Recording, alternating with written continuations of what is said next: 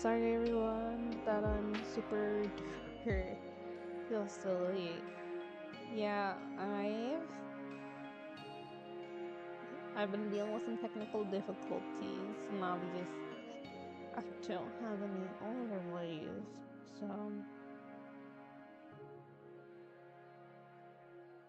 I will say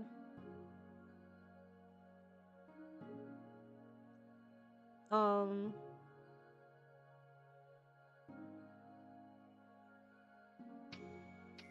I've been very busy.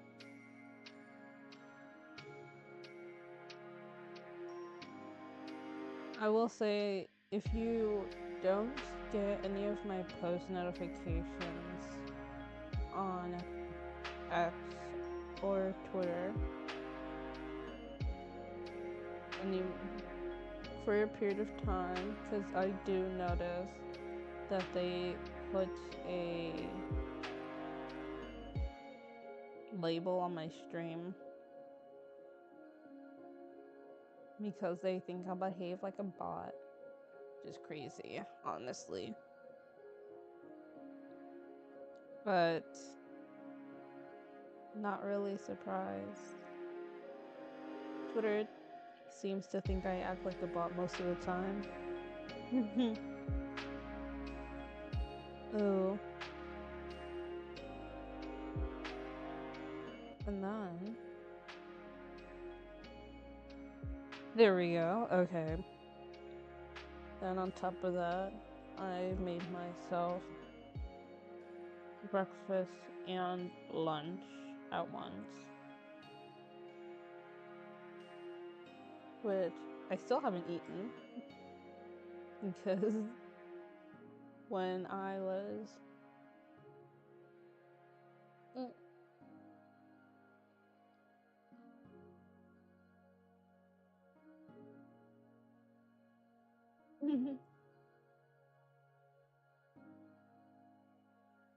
I just took a big bite.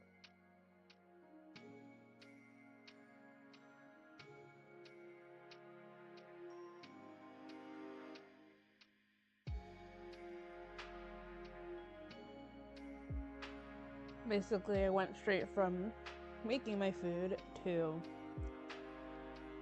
difficulties. Technical difficulties, which sucks, but you focus on what's more important than you guys are.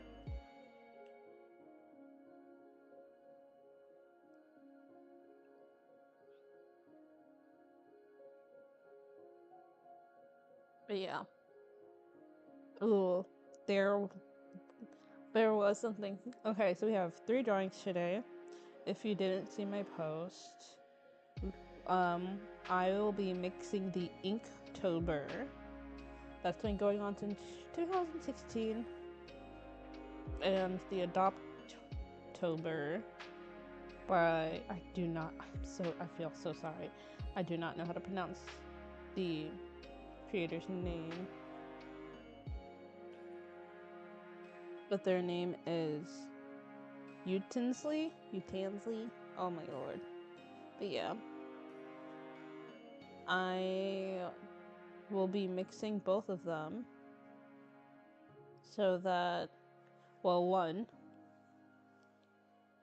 easy, because I do not want to be making I love you all, but I do not have the time or the energy to create 62 new characters.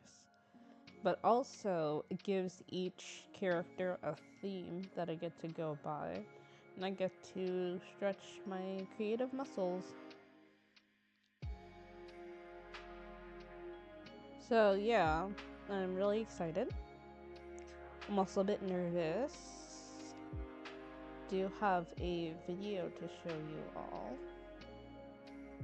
which is from Lavender Town, because I did realize why, because Lavender Town is such a... Oh, there we go. She's... I love her art style. And she has this video, and it took me watching this video to like actually fully understand why I was so frustrated. So one thing is, I feel like I've told you guys before, but because I haven't drawn in a while, my last time I drew is when I drew my model, and I drew my model like last year, and I've gotten worse, and it's to the point where really, it's for me. It feels a little embarrassing because it feels like I'm going back to square one.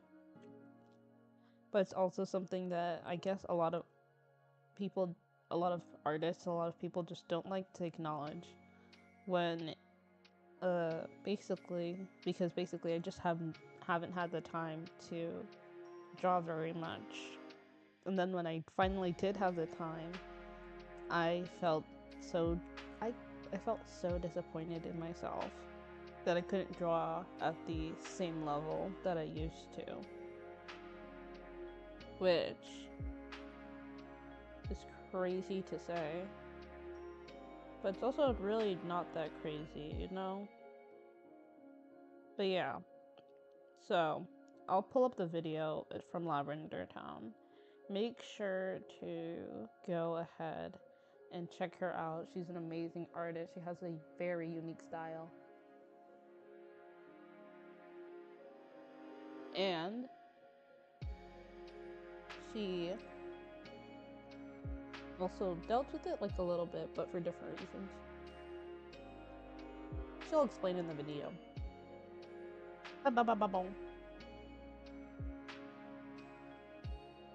Alright. But yeah, I've been, I guess in a way you could say is trying to fix what I broke.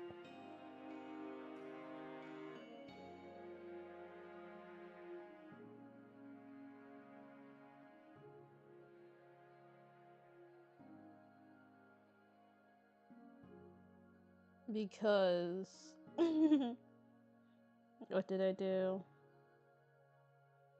So I realized I sleep really weird. Like I move a lot in my sleep, and at the same time I guess I could also say that I really don't. And when I sleep,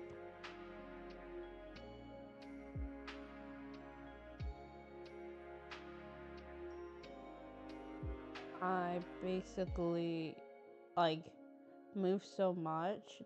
Which is why I think I'm gonna get a weighted blanket. But I end up like I woke up with one time I woke up with my arm underneath me, by the way.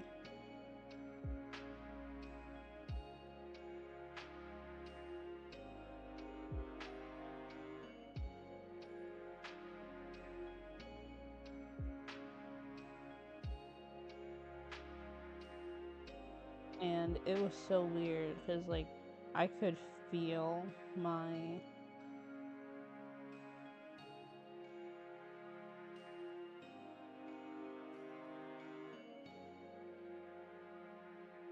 arm. I could feel my arm like just slowly losing like feeling.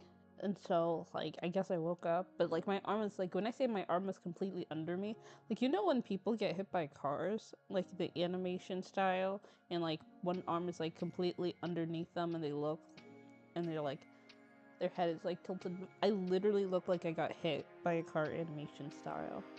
It was kind of crazy, honestly, in my opinion, that it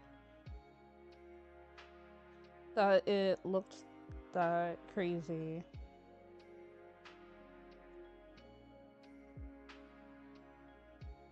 Ooh, I just realized. Oh, never mind. Got what I wanted. Alright, but yeah. So, but yeah, okay. I got the video ready, and then I'll be reacting to that.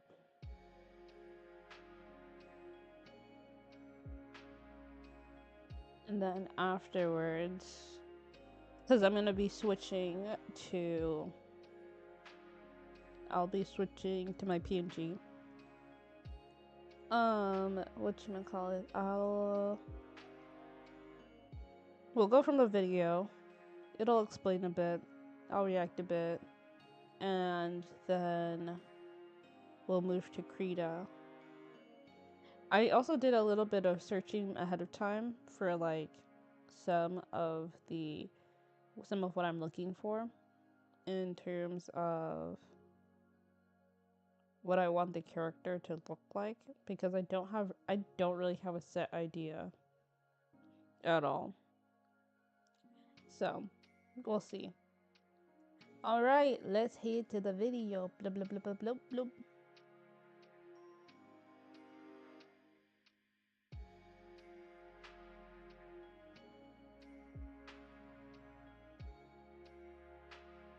There we go.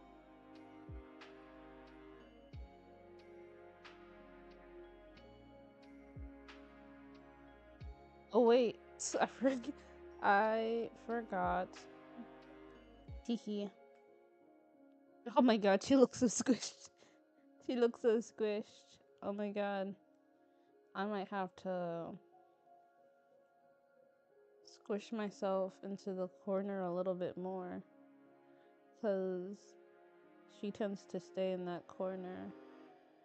Here, I might move to the other side and scale myself down a little bit. There we go.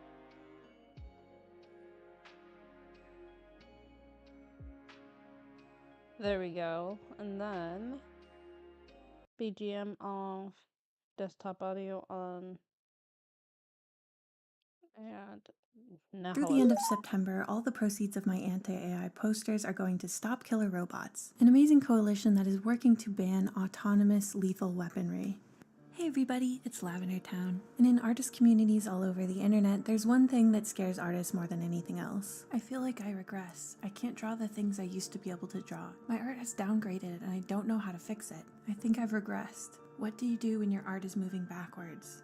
I feel like my art has stagnated and not improved the entire time I've been drawing. As of recently, my art has regressed so badly it looks like a child's art. Does anyone have the irrational fear of their art regressing? We need to talk about art regression, stagnation, and downgrade. which is I feel like it's something a lot of artists experience, but it's not something that's like widely talked about purely because um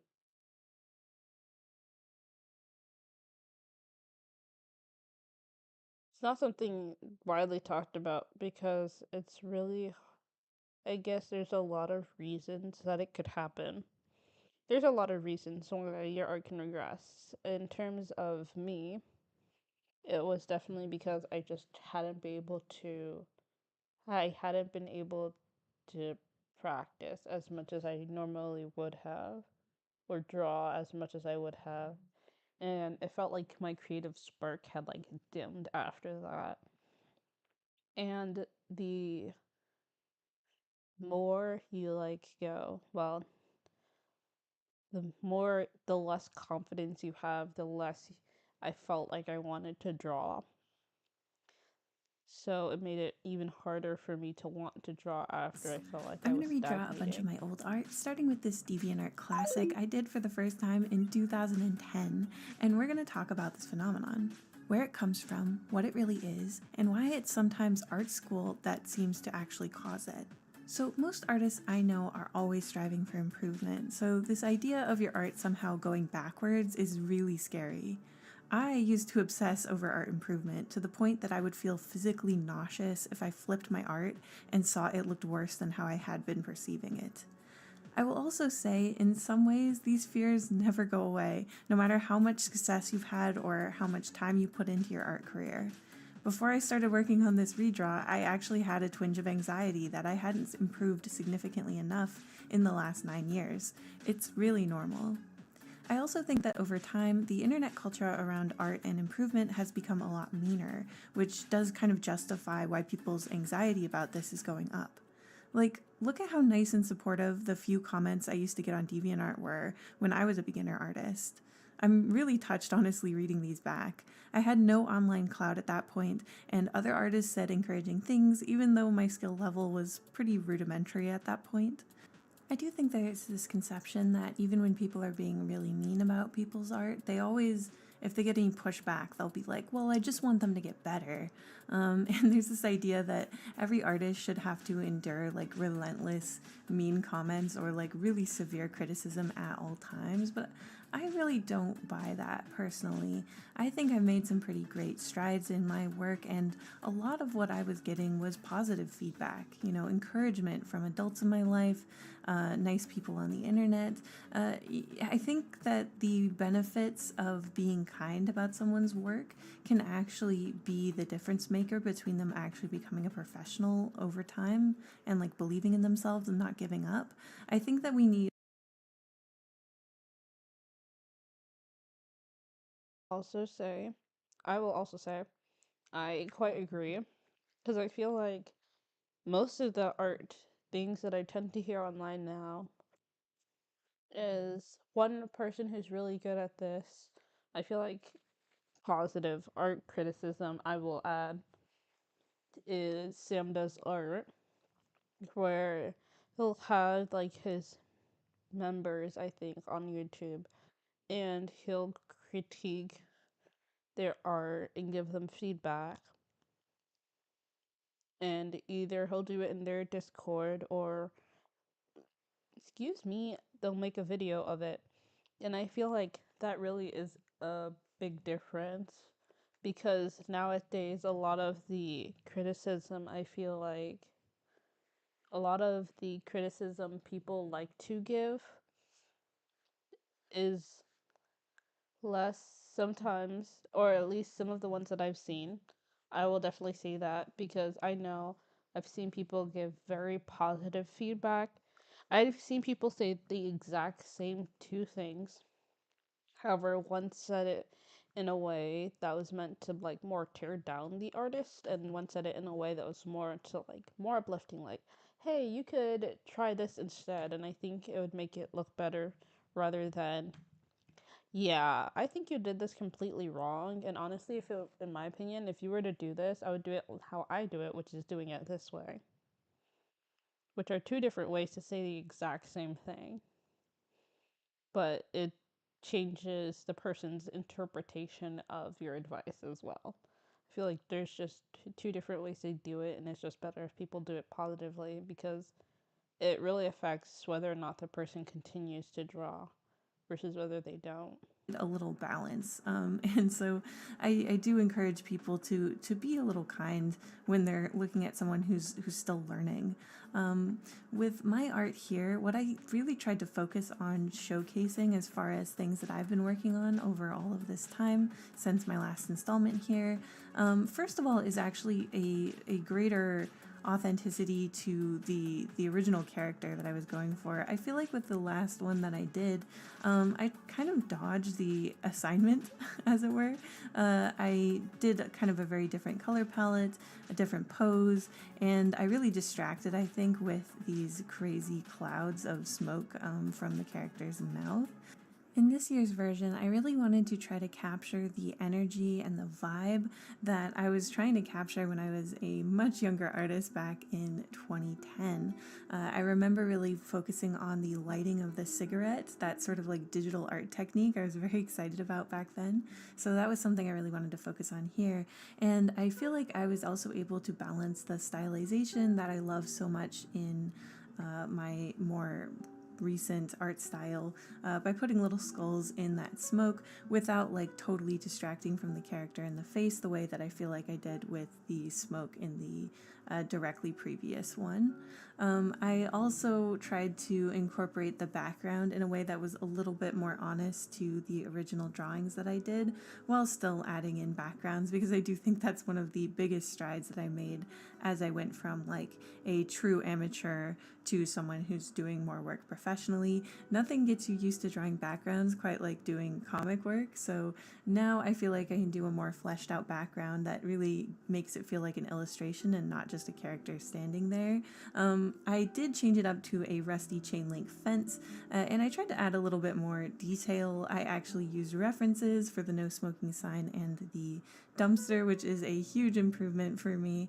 And then other than that, I was really trying to focus on guiding the eye and having the character be more emotive and expressive. It always bothered me how stone-faced this character was. I just really didn't know what we were even supposed to feel about this character, so I decided to break with tradition and actually give him a big ominous smile with these slightly asymmetrical eyes and this smirk that's pushing up his cheek a little bit.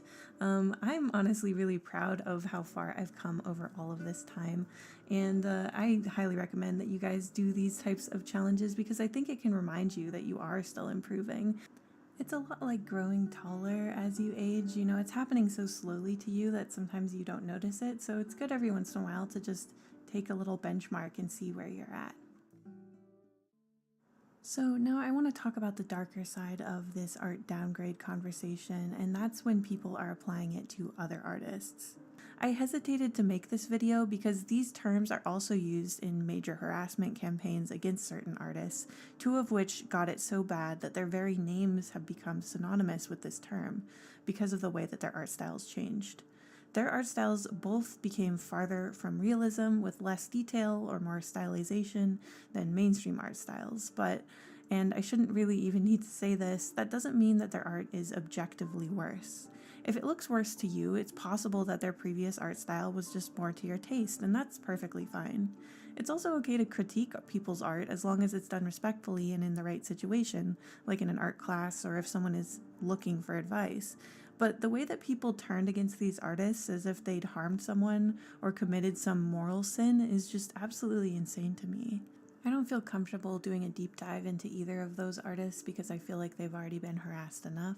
But luckily for us, I have an example that I can more ethically talk about in depth, and that is the case of my art regression. Mutine, used to describe an individual whose spirit is unyielding. Mutine, the new fragrance by Miu Miu. Wix gives you the freedom to tell your story with a professional website that reflects who you are and what you have to offer.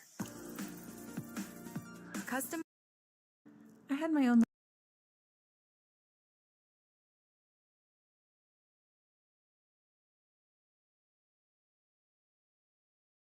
little bout of being told that my art was regressing after the Has-Been Hotel incident. I've talked that topic to death, so I won't get into it, but I do want to talk about this as an example of how the appearance of art regression can pop up from very explainable situations. So for example, you look at these two pictures. One drawing is from a year prior to the other one. The older picture on the left is very clearly a higher skill level, with more confident lines and better design. So was this a genuine example of skill regression? I don't think so, because within 2 weeks I was able to do another redesign, and as you can see, the skill level seems to be back up to my usual. So why did this actually happen? So in my case, this happened because I had 3 unfortunate life events happen all around the same time. I hurt my back doing too long of hours on my comic work, and I was quite sick. You can actually hear it in my voice when you listen back to that video. And I kept his very yellowed teeth. And on top of that, I had just received some really scary and sad information about a family member who has now passed away, all around the same time. So my body and mind were doing really poorly. My back was hurting so bad as I was sitting in front of my tablet that I just wanted to draw as fast as possible, and in fact the majority of that video was really just talking about color palettes because I knew I wasn't going to be able to do my full character design work. I felt so tired and sad and just like not like myself that it was hard to even care about YouTube, especially when, when you're dealing with like family tragedy, illness, that kind of stuff. It's really difficult to put in your full effort and energy into a video. And what I should have done probably was just not post anything. But I ended up thinking that a lower effort or lower energy video was better than no video at all for the people who watch my channel. I didn't think about it getting clipped out of context and blasted all over Twitter. Now, obviously, in my case, everything turned out fine. I'm not trying to throw myself a pity party here. I just think it was really helpful for me to understand kind of what might be going on with a lot of these like big famous art regression sort of like dogpile situations that have.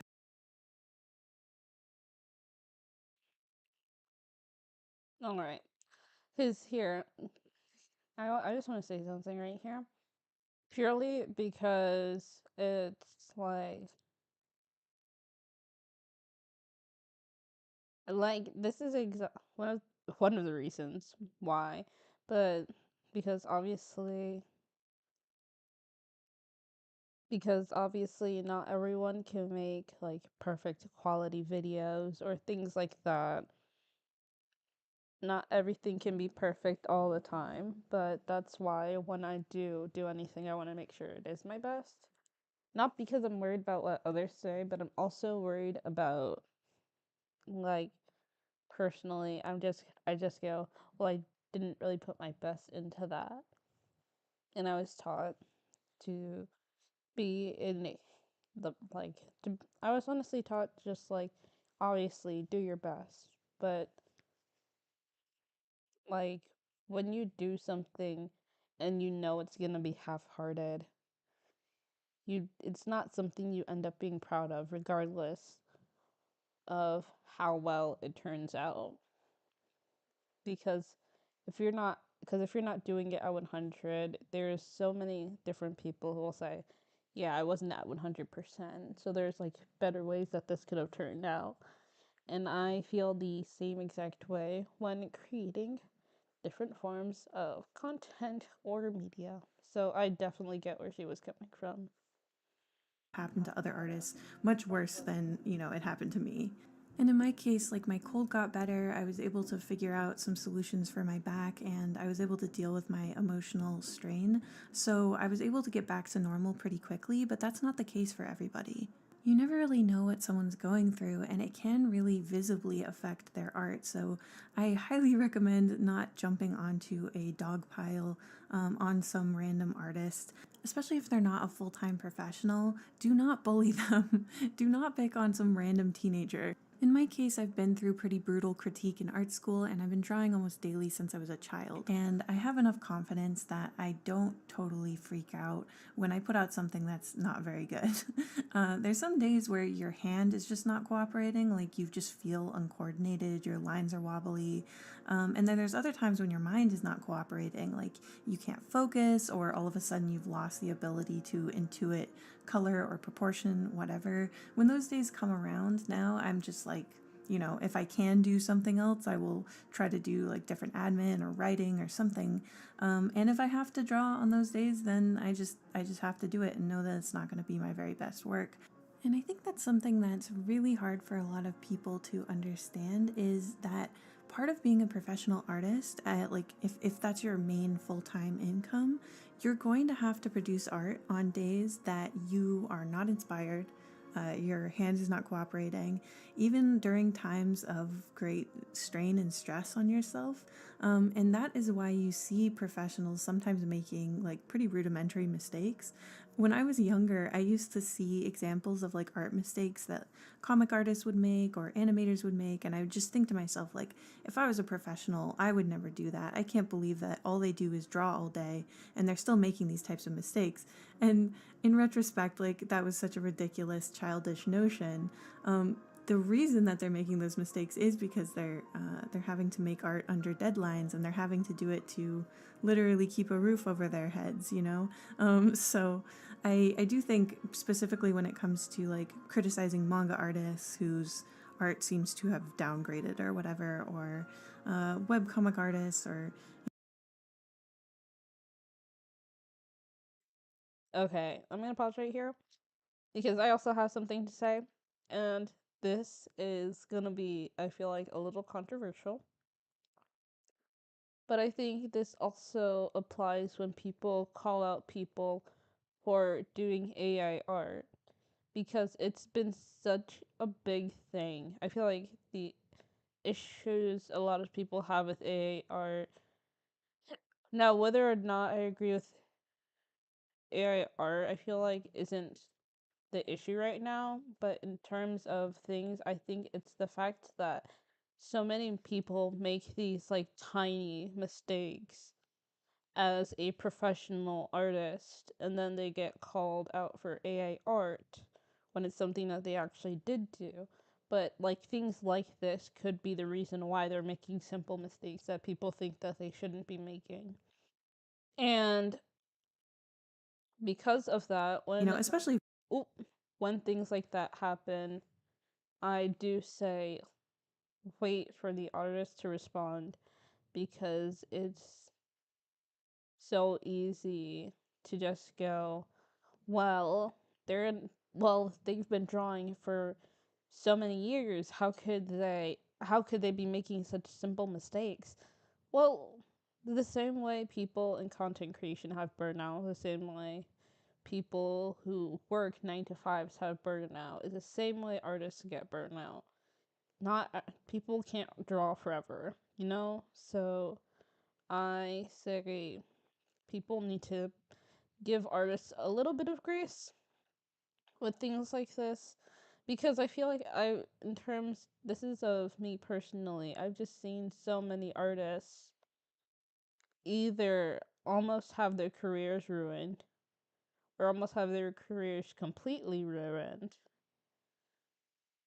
because people have falsely accused them of having AI art.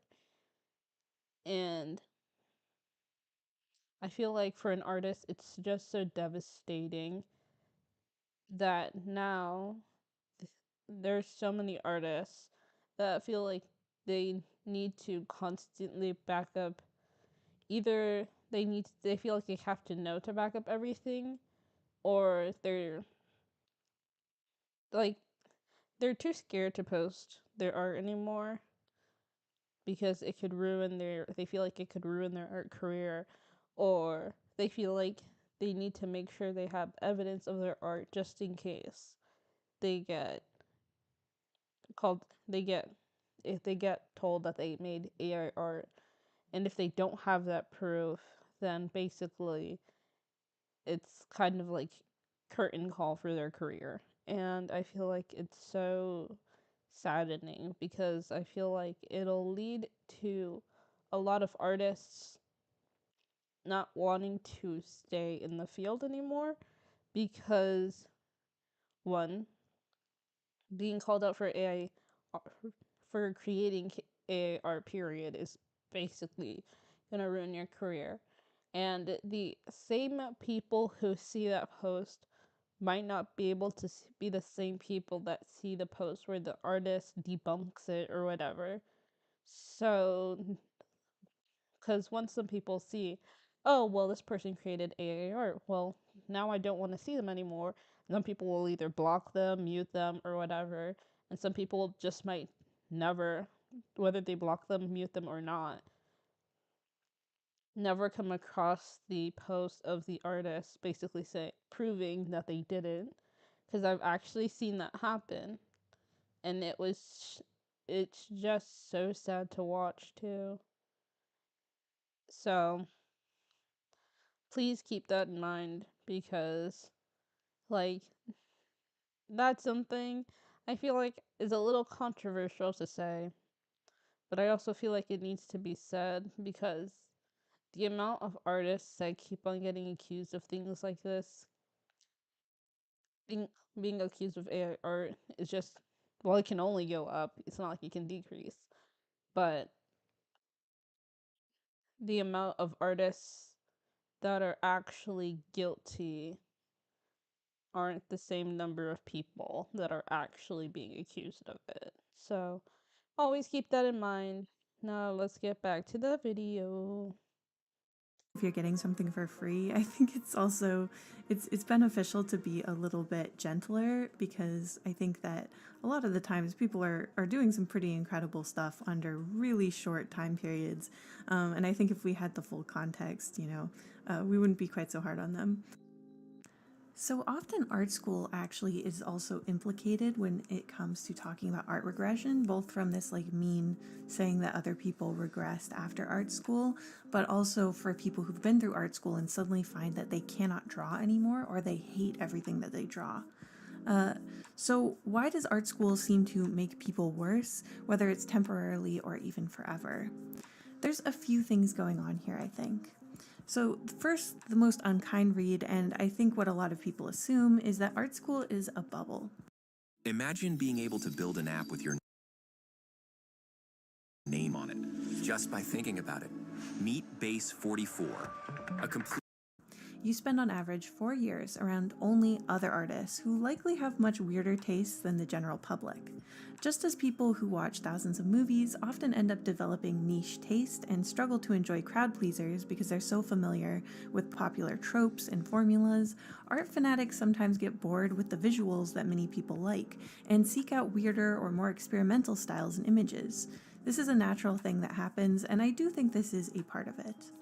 Another big factor is that when you enter art school, a really common area of weakness is a lack of confidence to push style and poses.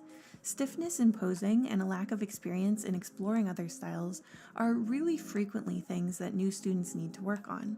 As a result, art schools usually encourage students to let go of these bad habits by pushing poses and stylization to the extreme. This can look really weird to an outsider, but this is one of the fastest ways to unshackle yourself from being overly restrained, and usually pushing up the ceiling of how far you can go really benefits your work in the long run.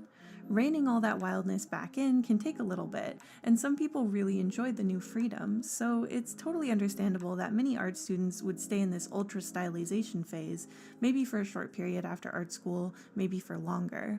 But again, this doesn't make the person's art worse or mean anything bad about these people. I especially find that people really seem to lash out when people push facial proportions or body proportions. There's this perception, I think, of just making things ugly just for the sake of being interesting, and there's this really negative connotation to that. But I think, especially for art students, that's not a weird thing at all. Being willing to go into ugliness is something that we are really used to, and we'll do on purpose. And I think that's hard for people who just think art equals pretty picture. Bad art is ugly picture, good art is pretty picture. They don't understand basically what's going on here. So I will say, if that's something that you're experiencing after art school, I don't think you should worry too much. If people are liking it a little less, it may just be because you were used to a very different environment, and things will probably mellow out over time. But if you have left art school and you feel like your art, that everything you make is terrible, this is a really common phenomenon, and it happened to me as well. I found that the art that I used to make basically compulsively as a younger person pre-art school was not coming naturally to me anymore after I graduated, and even during summers in between my years. I think a big part of that is just suddenly becoming so aware of how many rules there are to technically great art. There's worrying about tangents, there's all this color theory stuff, there's anatomy stuff, and even if you did studies and stuff before you go to art school, being fully immersed in how many things can be wrong and get critiqued is really paralyzing for a lot of people. I do think that most people, even if they feel like they're strong enough to get critiqued every day, for me, there were kids who would cry in class when they would get a harsh critique. I never got close to that. I always felt like I could handle it. But even for me, the repeated exposure to negative feedback at 8 a.m. in the morning, standing next to the work that you worked really hard on, possibly for weeks and weeks, sometimes even for months. When you get really harsh feedback on that stuff over time, it does affect you. And I do think that art school can be kind of traumatizing for some people. So if you've just come out of art school and you are not feeling like yourself, you're not feeling like drawing, if you're able to, like if you haven't immediately jumped into an industry job, I recommend only drawing the stuff that used to make you excited about drawing as like a teen. This was my ultimate hack. This is my life hack for escaping that hypercritical, really painful, really unfun kind of period after art school. I learned so much there, but I do think like this is one of the hardest things for a art professional to go through, is this post-art school slump, and not everyone gets hit with it. I don't mean to scare you guys, and I do think a lot of art schools are actually getting way less strict. I know ACAT has really pulled back on the sheer number of like thumbnails you had to turn in. They let you use digital more and not, enforced traditional kind of slower, messier tools quite as much. So it's possible that people are not getting as traumatized as some of my cohort did. But either way, just know that this is not permanent, and it's likely that your skills have not actually regressed. You're just so much more aware of like your skill level in your brain has gotten so much higher that your hand is still catching up. That's what I would say. What I want to finish this video up with is this.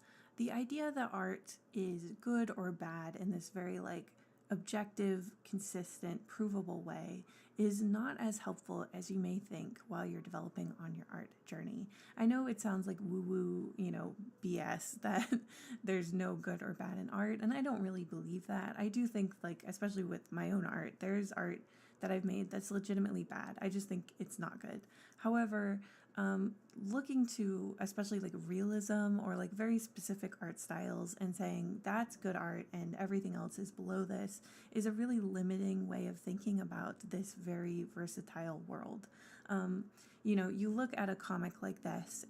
If you just evaluate it based on how realistic it is or how detailed it is, you would say that this comic is not good, but I think this comic is really beautiful, both like in its actual form, like I love its stylization, and it's the actual message that I think makes so many people tear up when they see this. I've even seen someone get a tattoo of it, so I think that that's good art. I think that thinking about art as a communication tool and really focusing on what you want to say with it can help you when you're really stressed about the technical skill and the improvement and the endless grind to get better.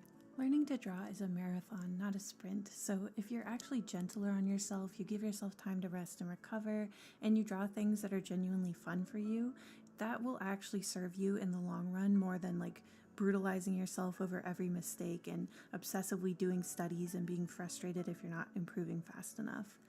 And if you see posts or art drama videos where someone's getting dogpiled for having ugly or cringy or whatever kind of art, I recommend not watching or engaging with that kind of stuff, because not only is it like mean bullying behavior that we shouldn't reward, but also because when you watch that kind of thing, it kind of enforces in your mind that everybody is judging your art and, that you could get picked on at that kind of scale if you post something that doesn't look correct. And that's not healthy for your development either. I hope this was helpful or at least entertaining. Thank you so much for watching till the end, and I'll see you guys in the next one. Thank you so much to my wonderful members and patrons, including Alice Exley.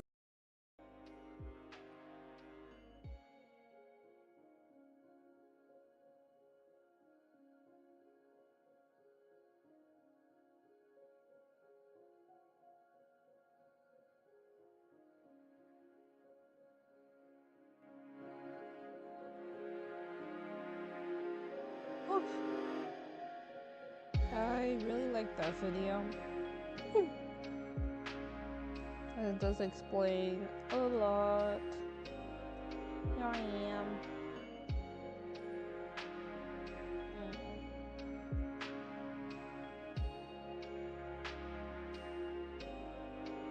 Yeah. Alright. Yeah. Like I said in the video, there's a lot of reasons for burnout. There's a lot of reasons for aggression.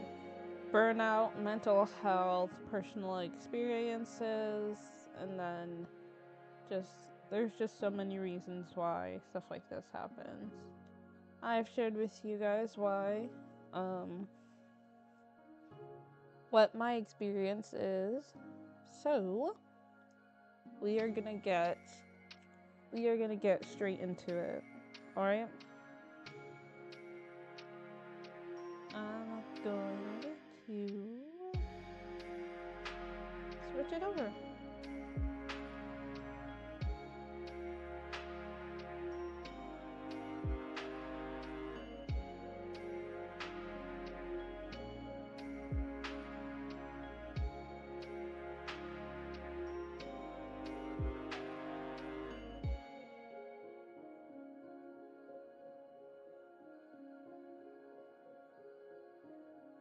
Yep.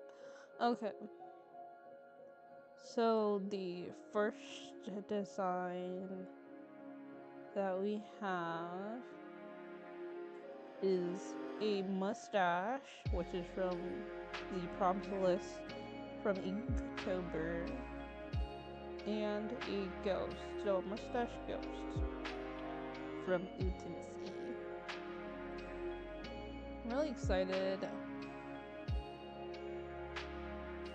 to see how I do these, considering what's going on. Alright. I need to flip my screen so things might distort a little bit.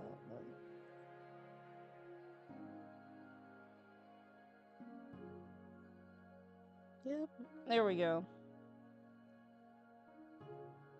Okay. So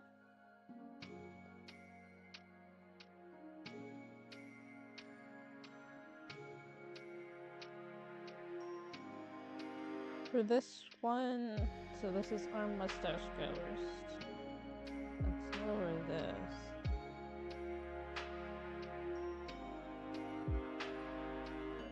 Typically go to draw like a deep brown or like a darker version of the color.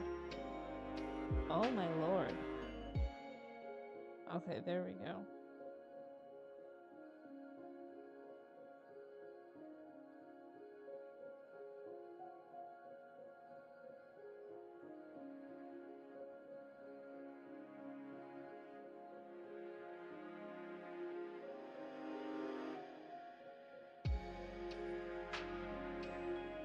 So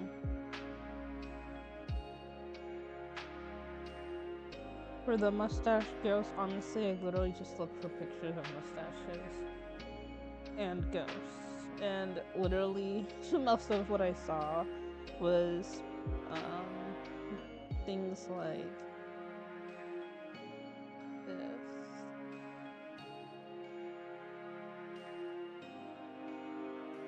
It should just be like this. Drink, drink. Oh.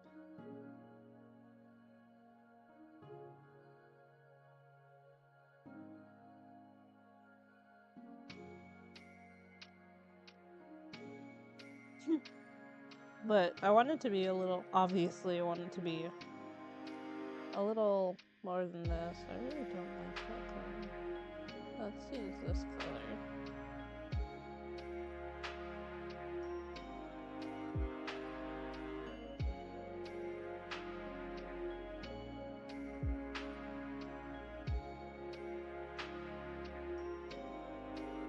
Oh, looks like there's something stuck on my screen.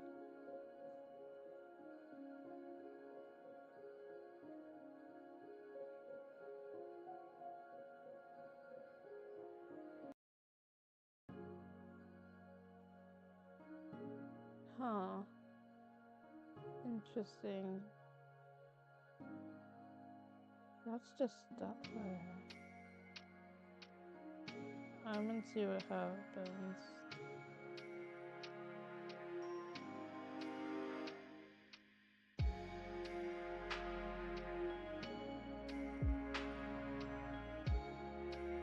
It's not me either. Okay, I see. Alright, you guys won't be able to see my PNG while I draw that I usually have up because I do not know what's going on. There we go. Interesting.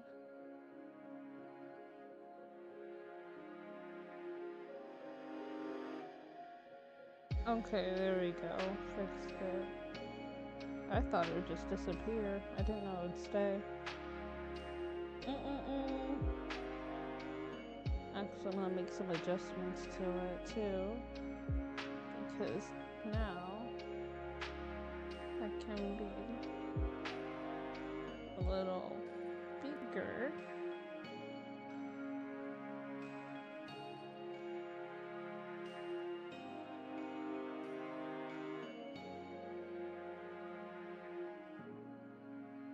There we go. Okay. So,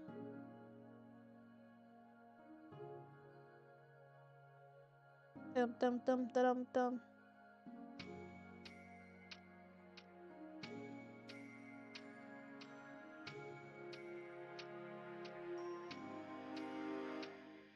I feel like, see, I'm a little nervous now because, like I said, I've basically, my style has changed a lot since the last time I've drawn, so I don't draw in my usual style because to get back to loving art like the way I used to, I now draw in a more chibi style, which isn't as, like, I guess, usual to my past styles.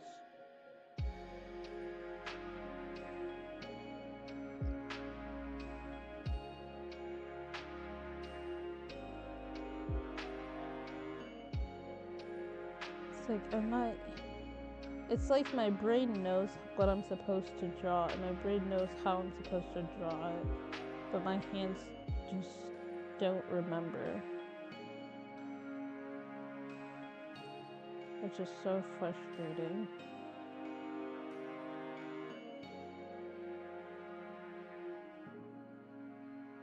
So, I ask that you guys bear with me. Oh my god. I think maybe it's because I have an audience. I'm so...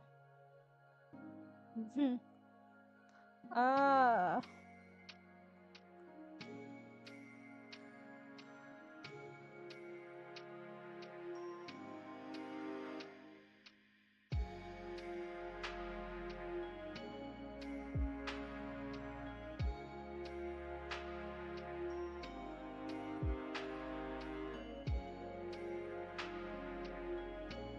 Oh, there we go.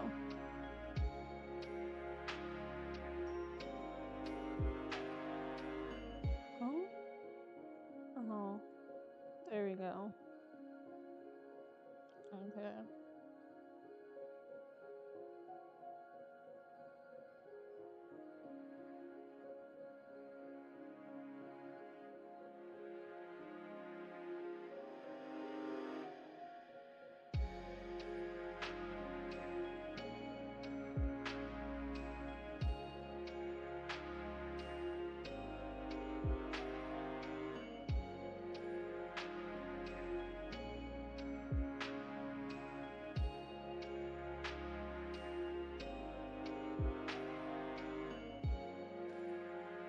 Oh my god, I forgot about this tool.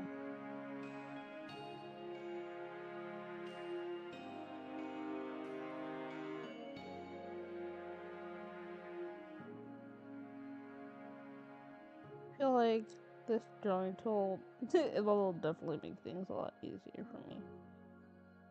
It's definitely to make things a little easier for me. I feel like it's a little bit cheating, but...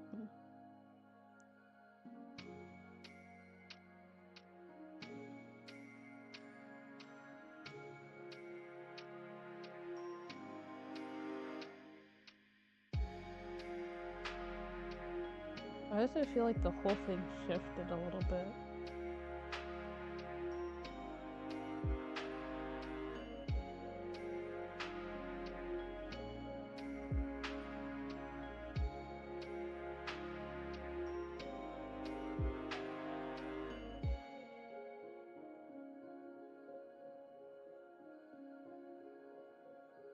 Well, who knows? There we go.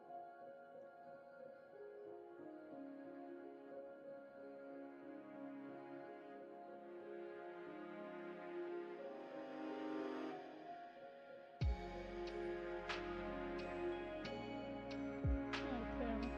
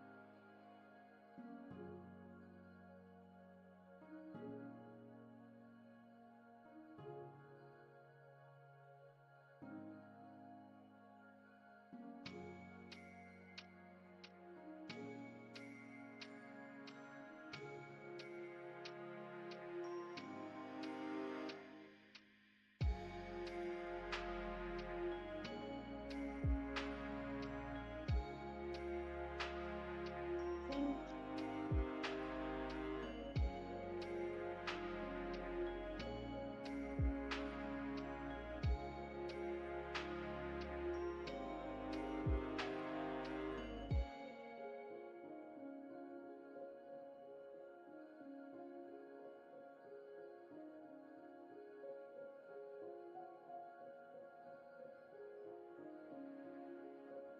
You know what I love?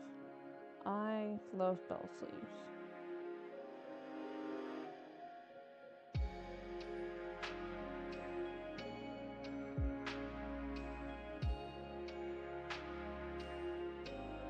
Ooh, child, nope. Are these some pretty large bell sleeves? Absolutely. And probably realistically only goes to like here.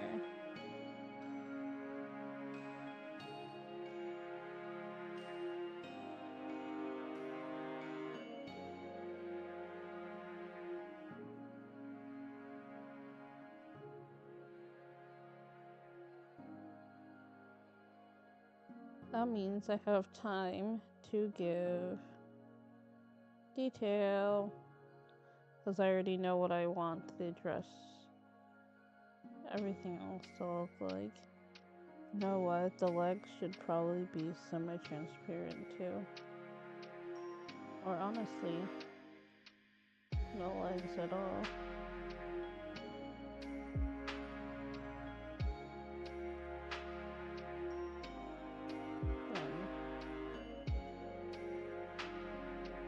I feel like this also kind of reminds me of a genie.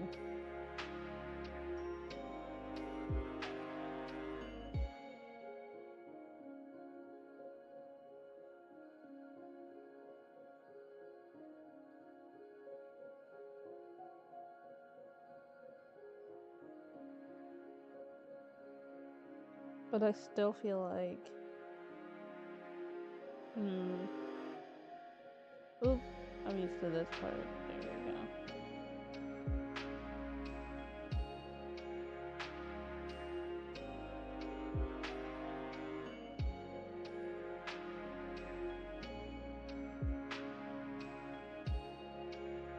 Now,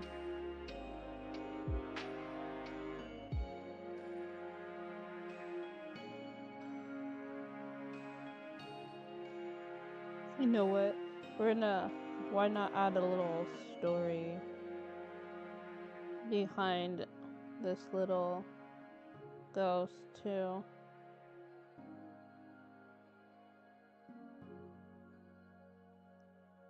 I feel like that would be so nice. So, what type of ghost do you want to make it? I know it's a mustache ghost, so we already have mustache. But let's think about clothes.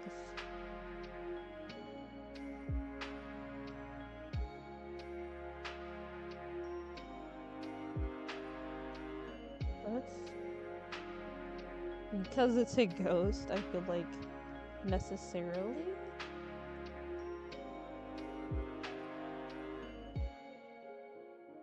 There we go. Where? Bang.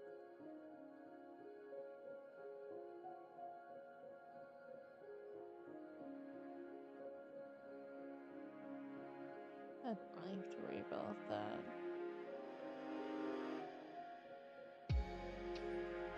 Well, this is the sketching phase, so I don't really need to care about line cleanup right now. Let's make it...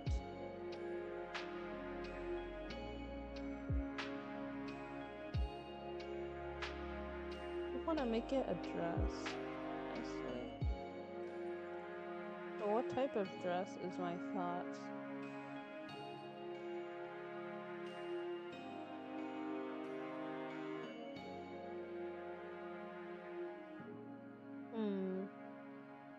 I want a dress with like large bell sleeves.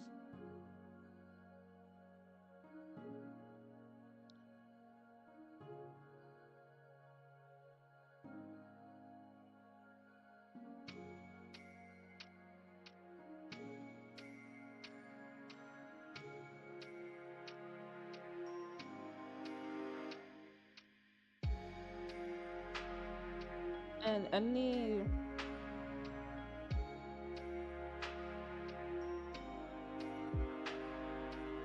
You wanna know what I want to do? It's like...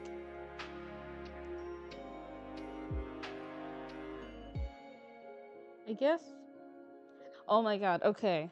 Okay, I got the perfect backstory for our little ghost friend here.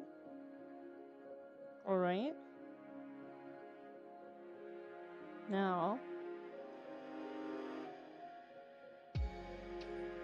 It was a dark and spooky Halloween. And, well, we don't know how old she is, but it's a tale as old as time, they say. And a little girl dressed up for Halloween.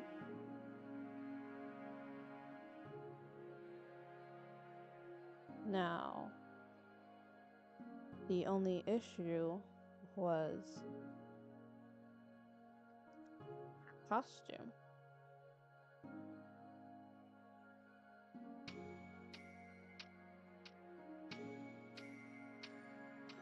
I feel like, there we go. I want to incorporate some like traditional ghosts.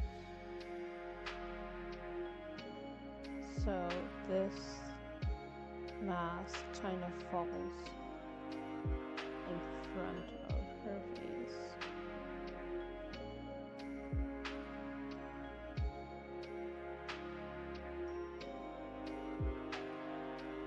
Now, at first, all she wanted to really do was make people laugh. So, she created this funny ghost costume.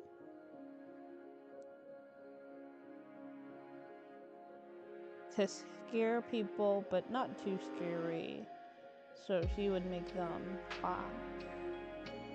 Now, her mistake was the person she ended up scaring had gotten a little too frightened. So, when she had scared them that night,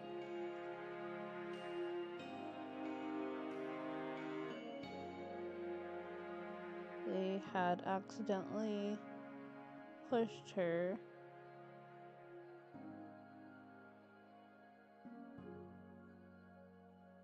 down the stairs. This is crazy. I might as well start writing creepypastas or something. But yeah, this is a crazy story to have. Maybe we want to make it a little creepier. But in doing so, now, no one knows who did it. But this is what people think happened as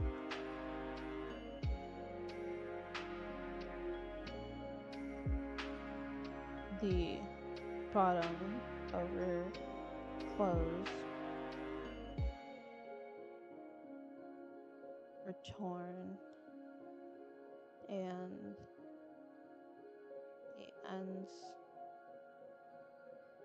of her dress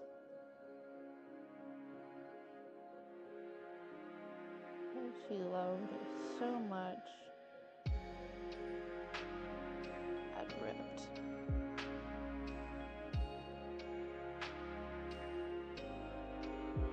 Let's make this nice. Top of the nose.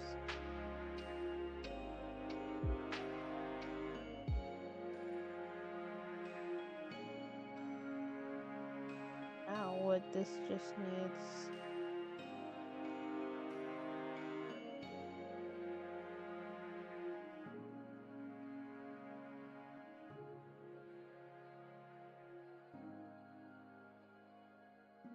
now, do we want straps?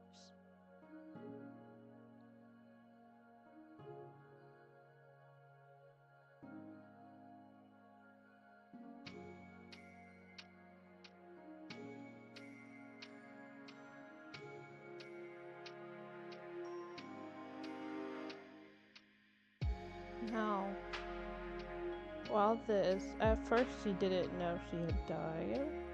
Let's continue our story. Well, at first she didn't know she had died.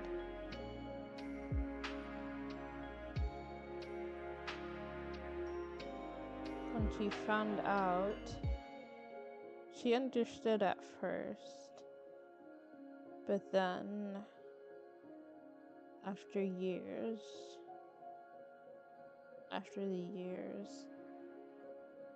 she spent wandering the earth,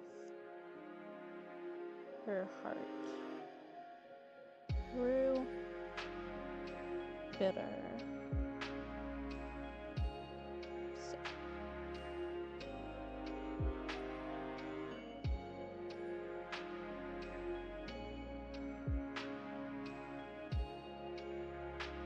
So, I feel like making her a vengeful ghost. Or maybe we should just make her a ghost that just died eating a lot of ice cream. And because it was Halloween, they had a mustache. So, that's the reason why she wears a mustache. Like I said, it'll just purely be sketches, so there won't be any, like, final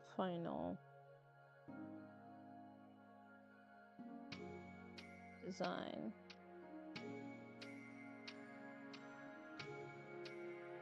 It'll just kind of be basic.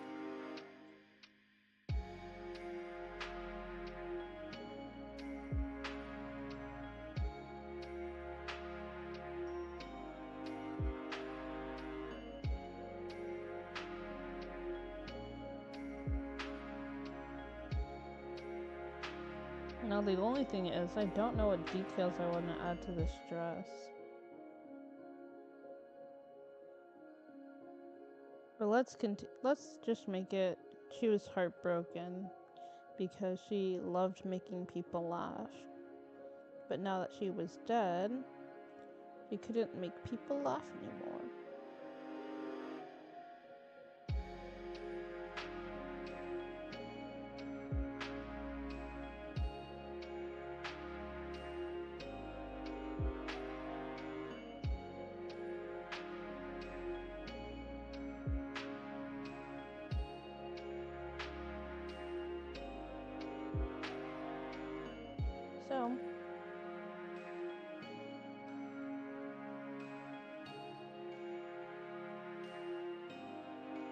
She kept herself company in the dark for the longest time.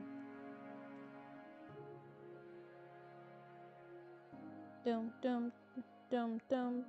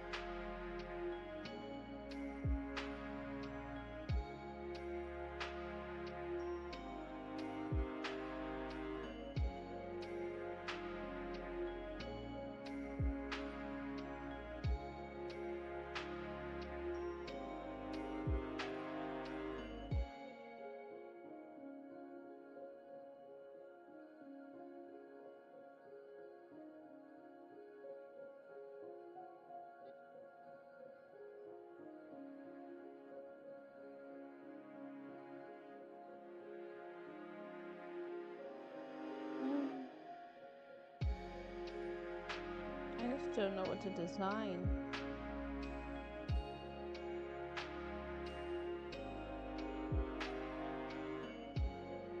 You know what? Let's make it that she was a schoolgirl when this happened. So instead of it being a dress, it'll be a school outfit. Cute girls. Because who doesn't love cute girls?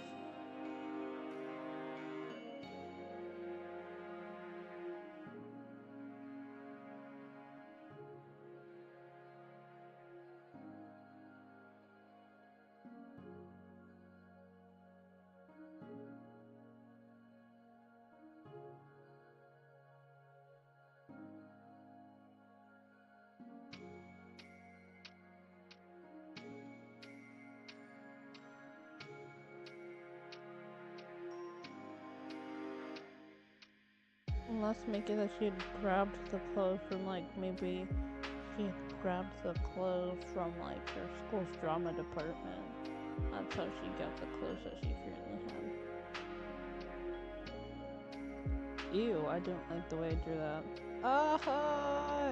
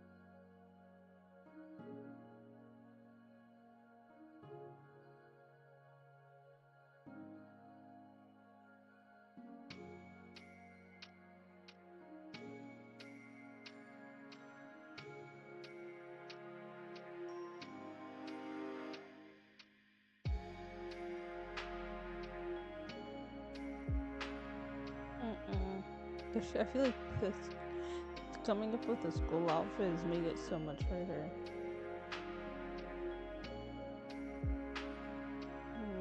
The only thing is I can't really come up with a dress design anymore.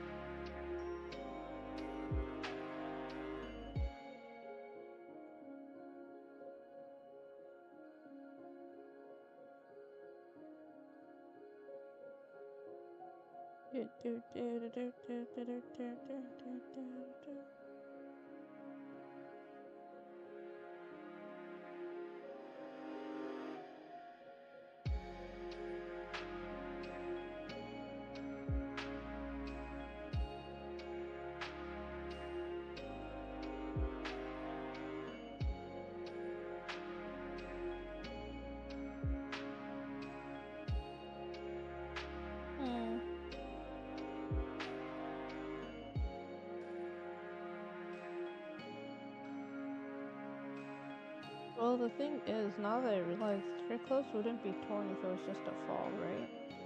It would just be like really bloody and old at the edge.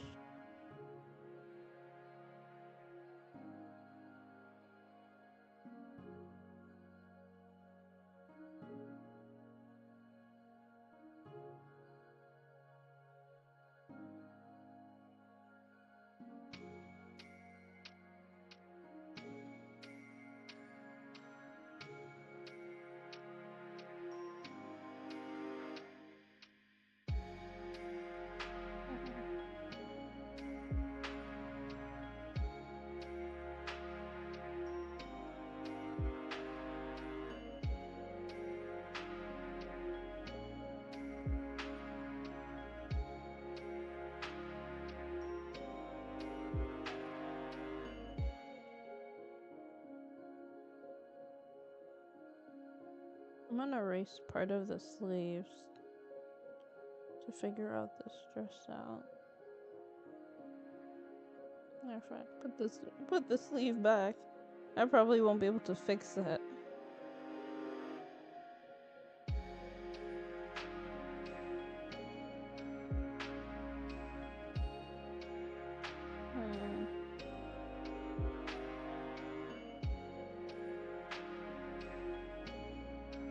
Let's start by adding. Wait, wrong one.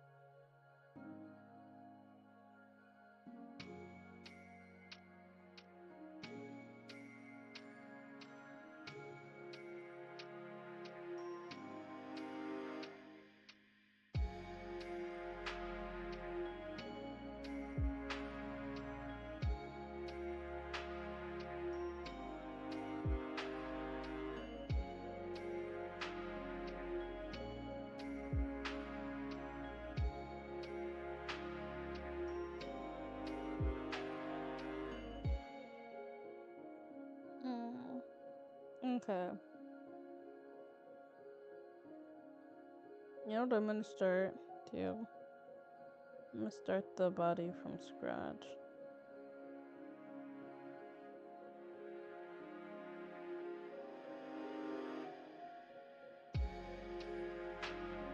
Because I'm getting so frustrated and so confused about what I want. So, what we're gonna keep is this.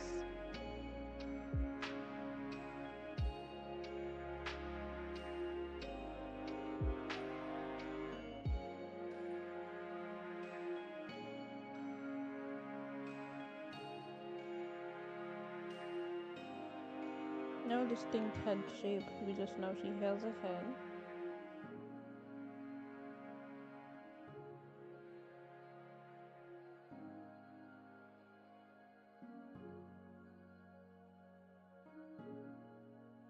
And now we have her shoulders are at least here. But like for her body.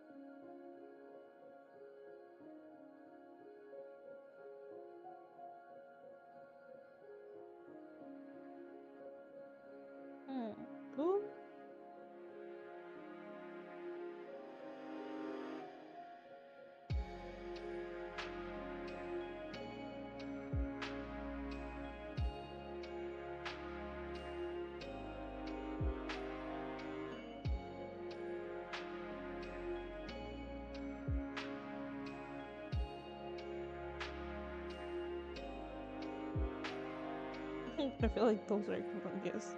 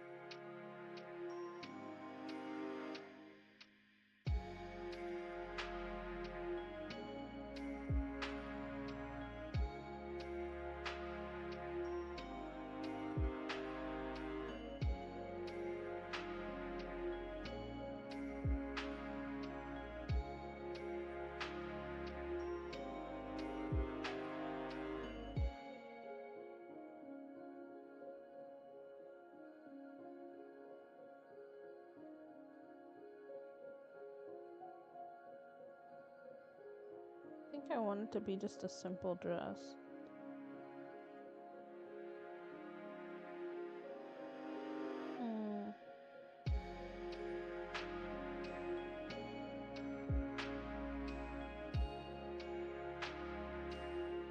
I think that's best what's best right now.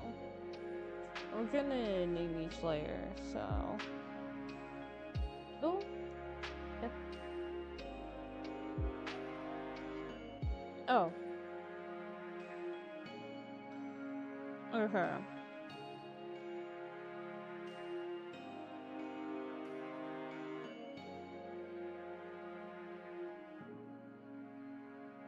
There we go.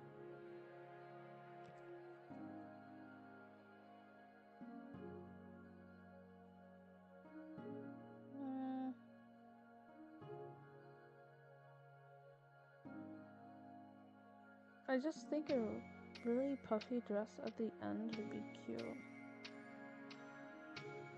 Like,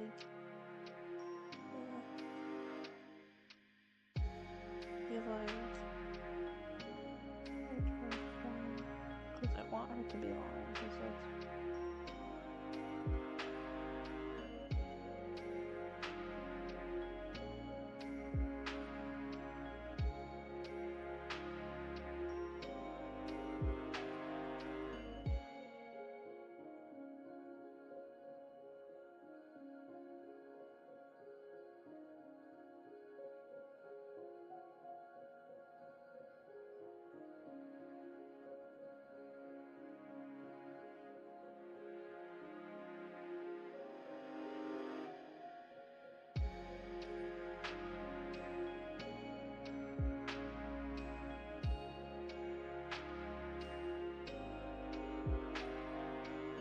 I want it to be like a shorter dress.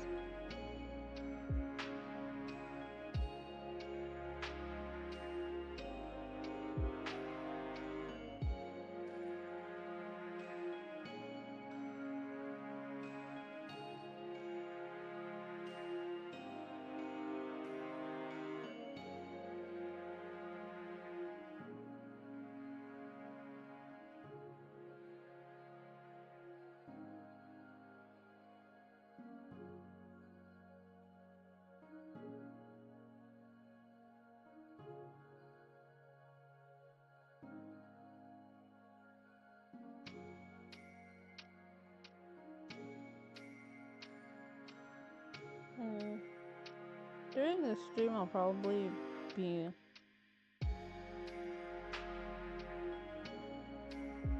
very quiet. Because now I'm wondering if I want her to have legs, because I really want her to. How about I make her have two different things?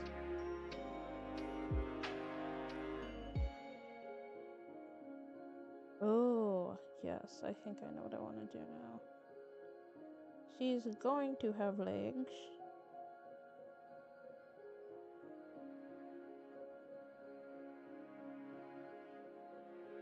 But she will also have no legs.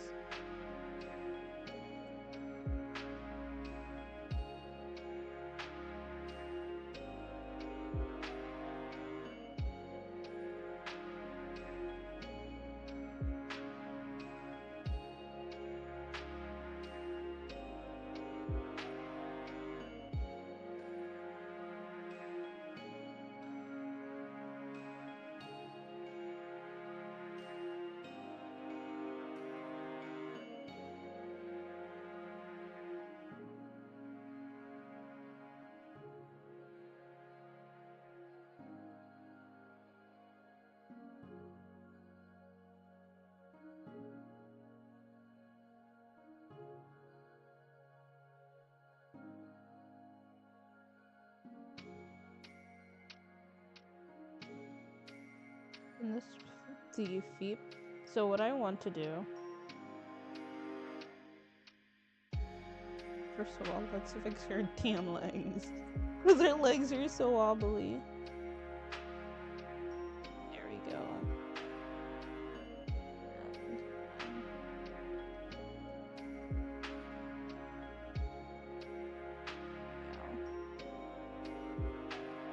Yeah. Butt fangs. I think butt fangs are so sexy. We can just make it so her legs just come closer together.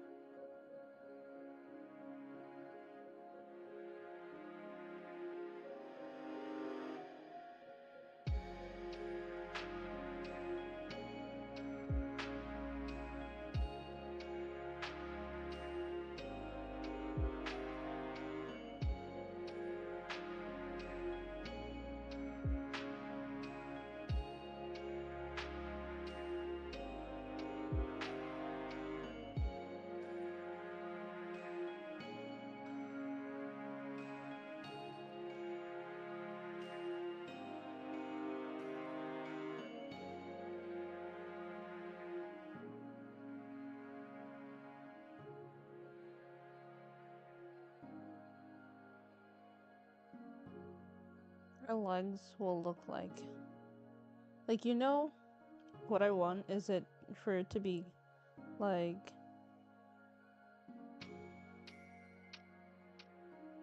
her legs to be like, go from semi-transparent to almost like non-existent.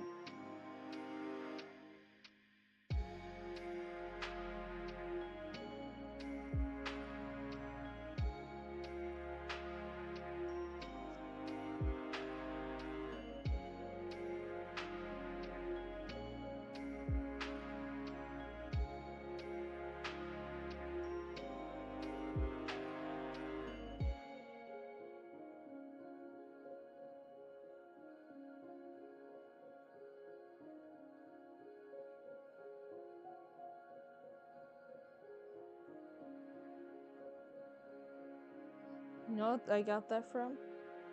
I actually got that from My Little Pony. I feel like that's such a funny thing to say. I think from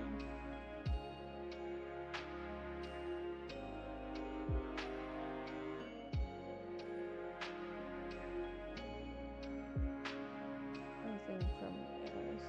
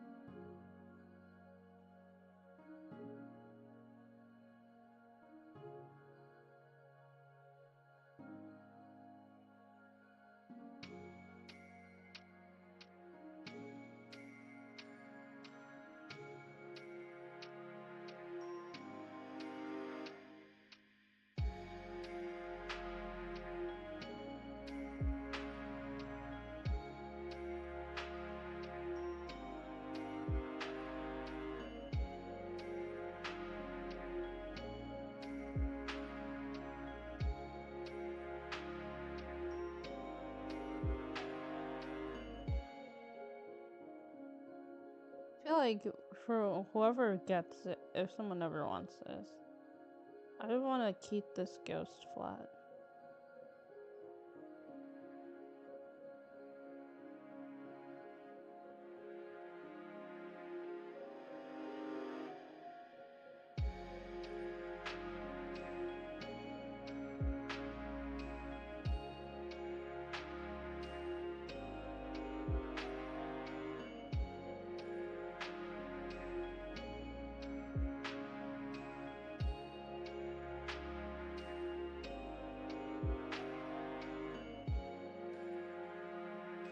You know, it's gonna be so cute.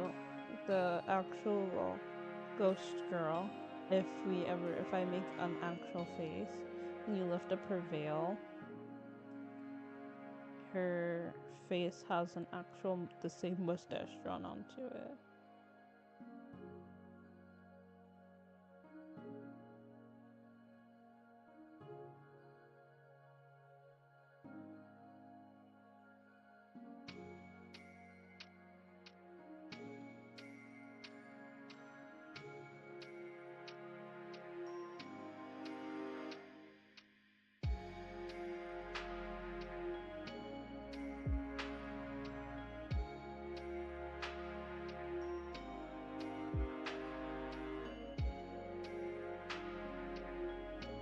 Now, what color eyes do we want? You know what we're gonna do is we're gonna roll on the colors. So right now we're gonna focus on the actual design. Excuse me. But then after that,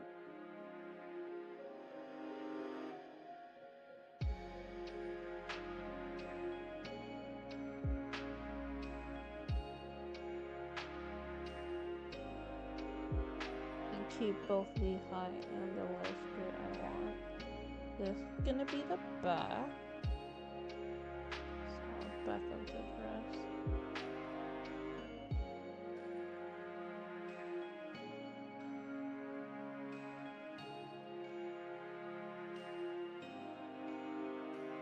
Instead of it being ruffles, it's like feathery.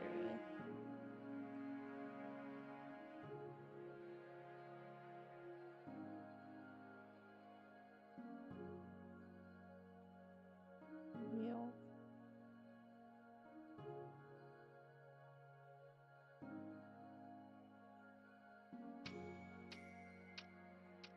There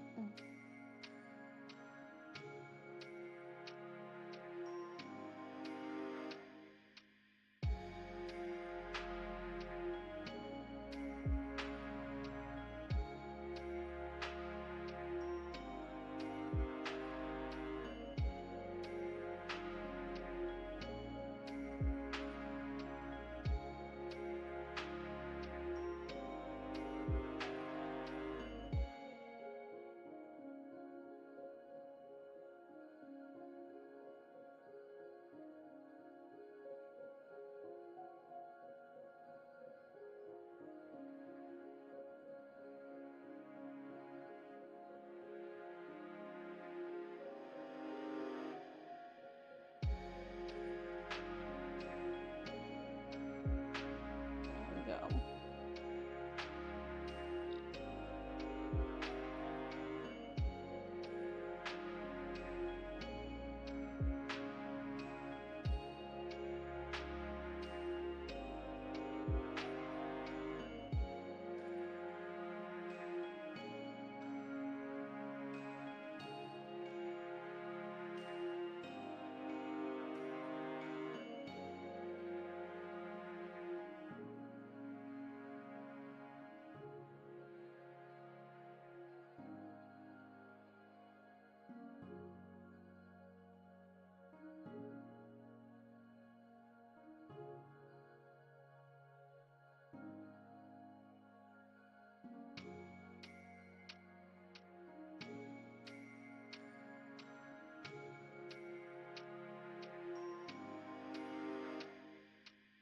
Oh my lord.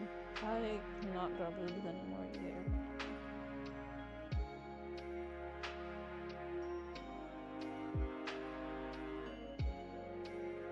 There we go.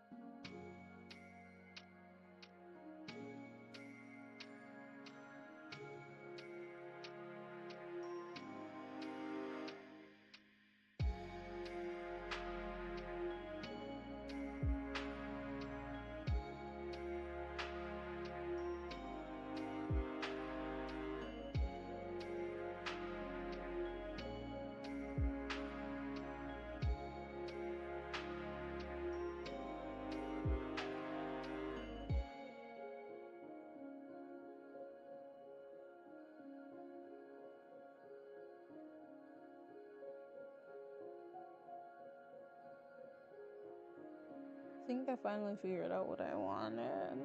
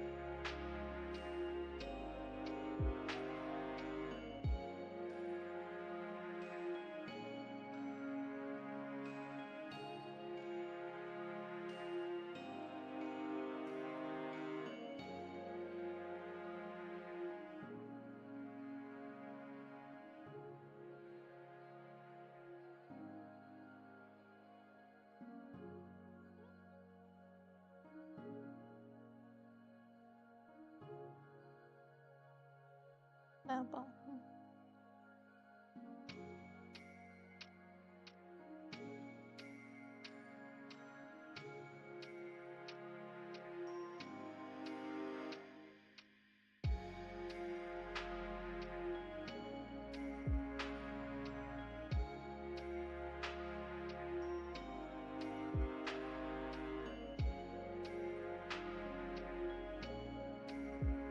I think I like this.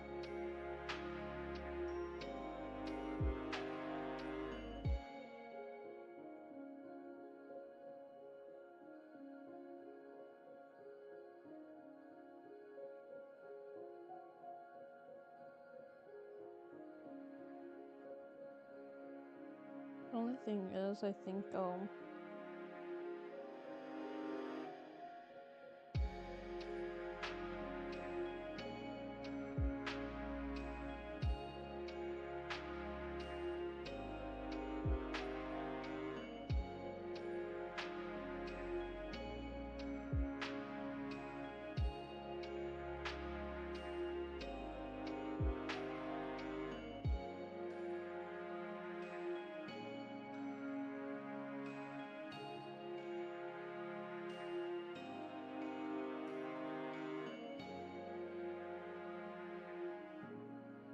honestly, the only thing that needs to be nope. I'll change is just visibility on certain things.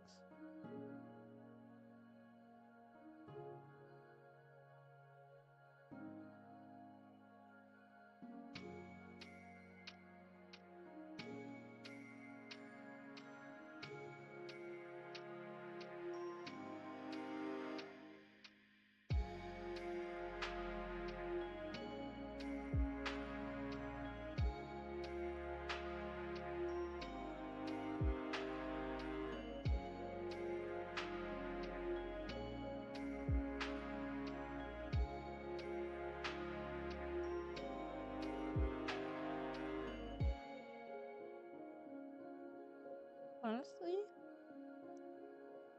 not that bad. And I think that's our first sketch. And this is our little stash.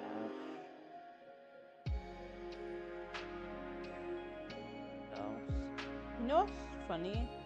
I find myself spelling ghost GHOUT instead of GAOUST instead of GAOST. Yeah. Did you guys ever, there is this trend on TikTok that I find very interesting, where someone will say the first line of they'll say the line of a song.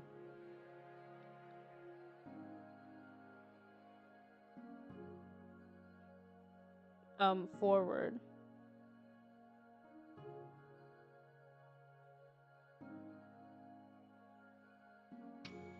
And then the other person will say the same thing backward. And so the person who said the thing forward, they would reverse it. Then the other person would copy what they said reversed. So if they flipped it, it would sound like what the person first said.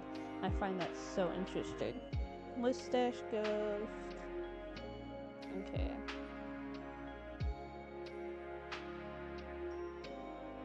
So I'll save this later. New. And then the next one we have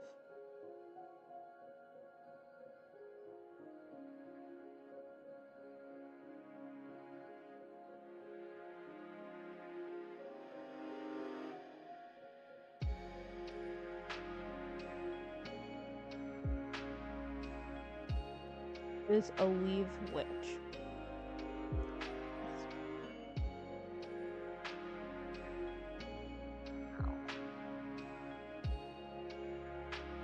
For the witch, I have so many ideas. But for the weave part, for this one, I was thinking a lot of maybe just a forest witch.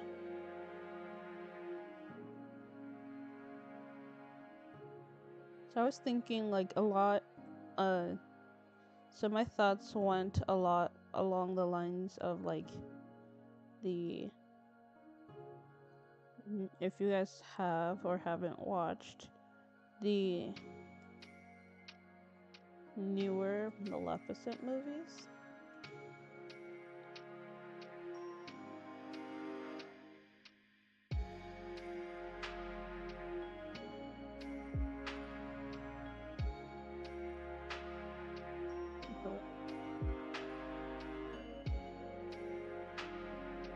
I'll just redo it.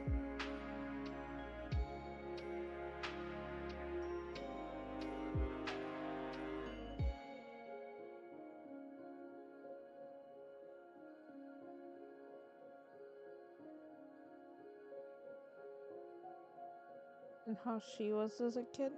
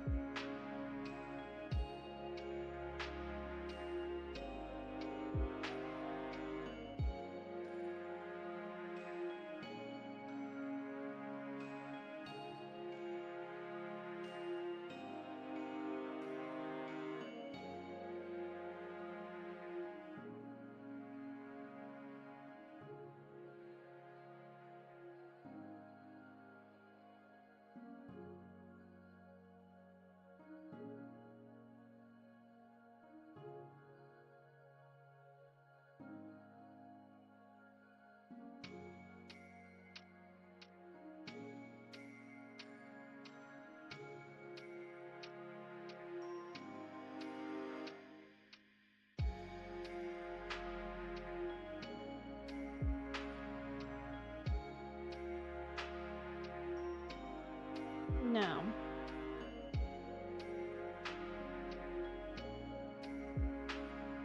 this witch, I was thinking, I thought a lot about witches.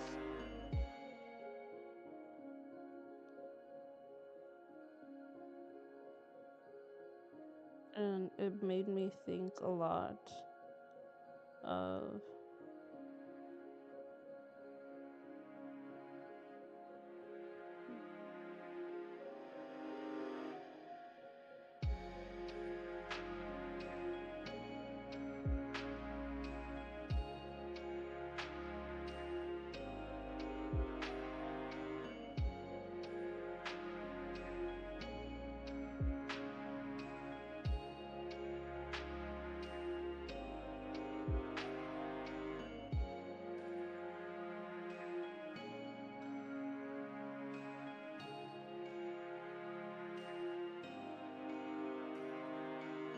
not a lot of Raven from Teen Titans Maleficent.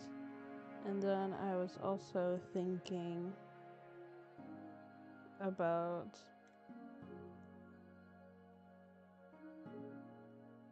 Sabrina, the teenage witch.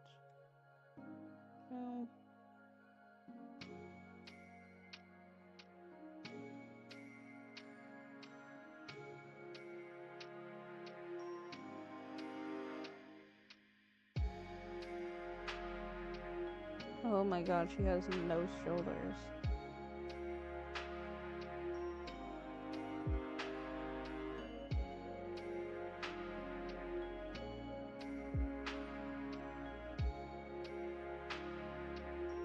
Oh my lord.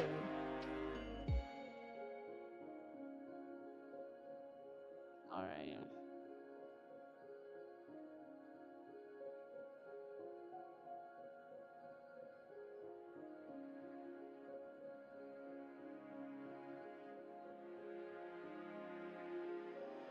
So part of me thought a lot of I really like the One Piece outfit that Raven has, but I also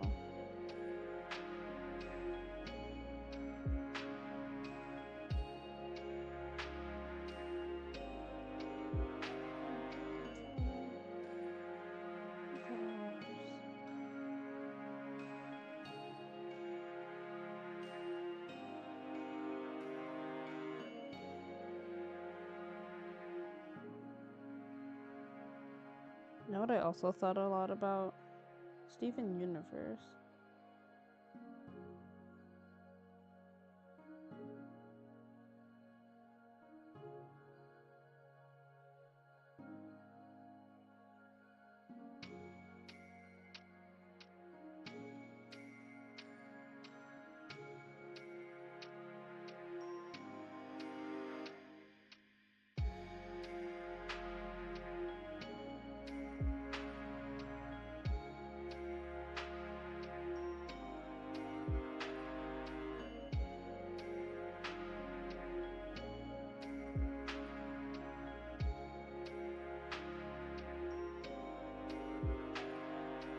No, instead of boots, I want it to be not. I don't want it to be like heels or anything. I want it to just be regular flat shoes.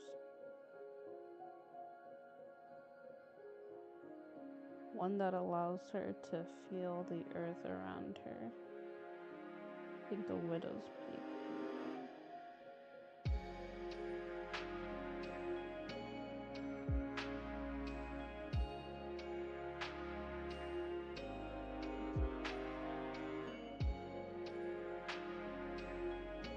I'm gonna give her a haircut. I don't think many of you guys are seeing, but a jelly cut. Jelly haircut.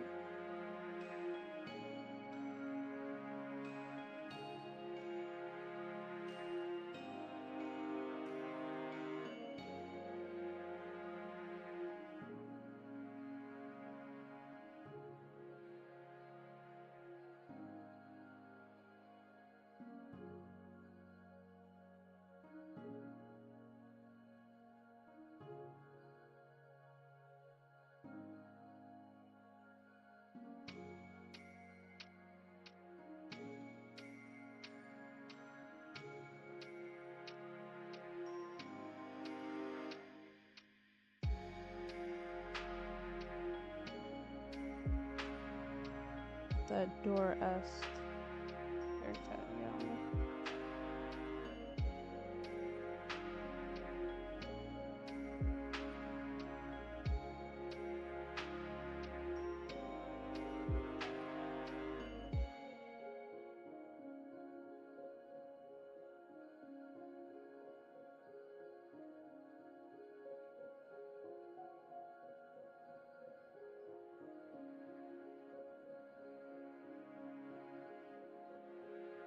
And just like a leaf, it looks like 3 leaves on her hair.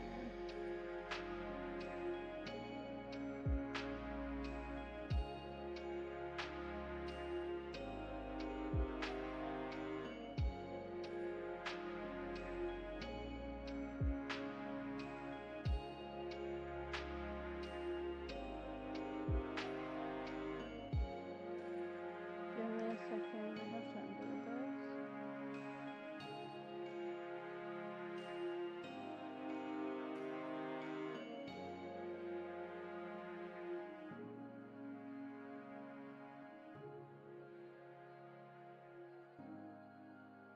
Now,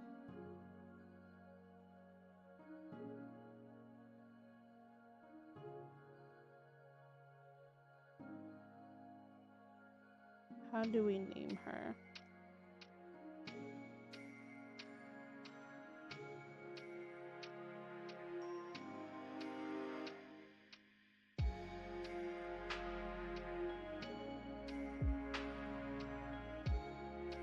Hmm.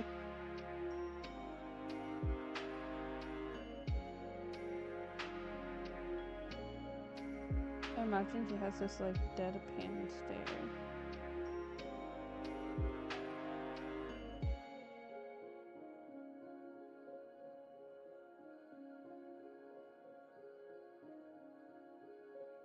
Those shoulders are gonna kill me though. That's so funny looking. And the hair looks like a cape instead of actual hair because the hair doesn't line up here. Hair looks like a cape instead of hair. So, we'll figure out how to make it go down that length later. But just say here goes down to here. And it's just cut, just straight, like a knife did it, straight across.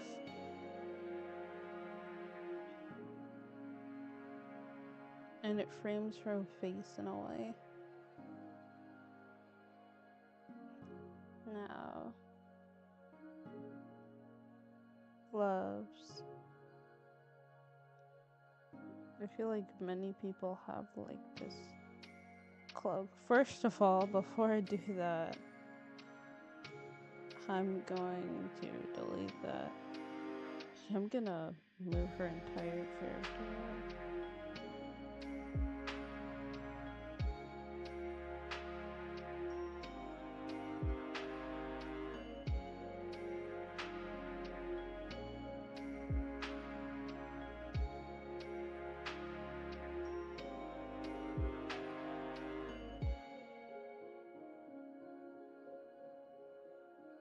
All right.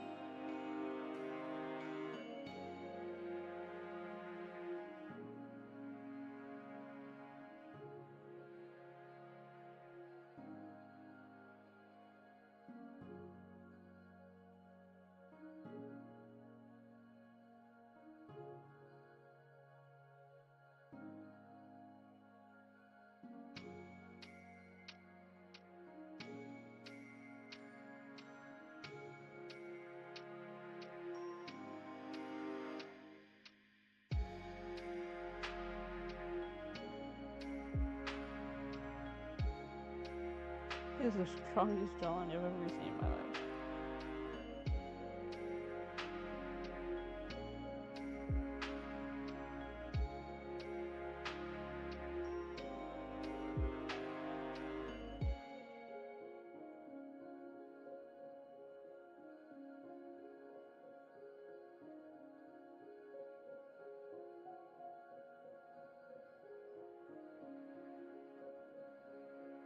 I like how they get, like, he has this like drowsy eye look.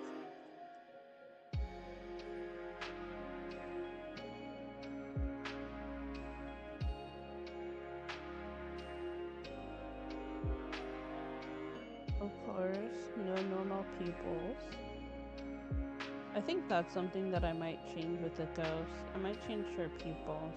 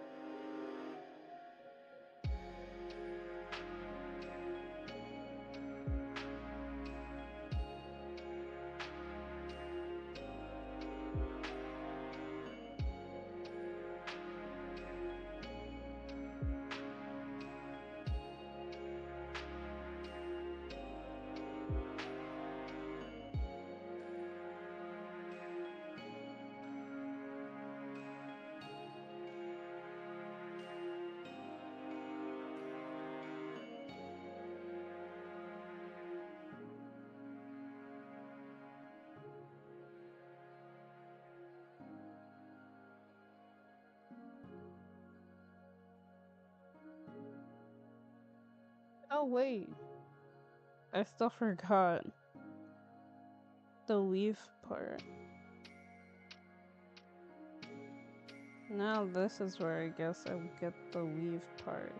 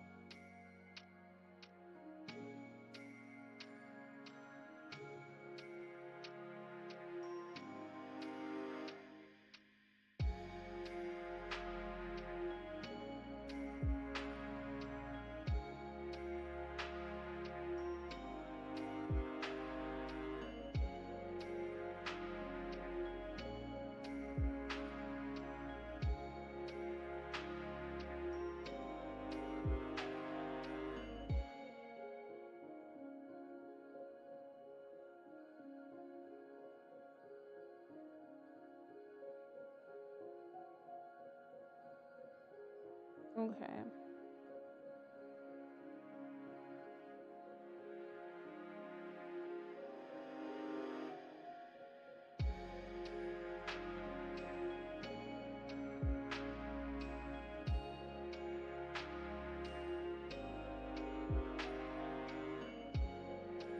Honestly, I feel like I'm holding more to the adopt part rather than the actual Inktober part. It sucks because that's the point. But what I might do is I might do some editing after the stream. because I feel like drawing 3 different characters all in one stream will be a lot no matter who it is.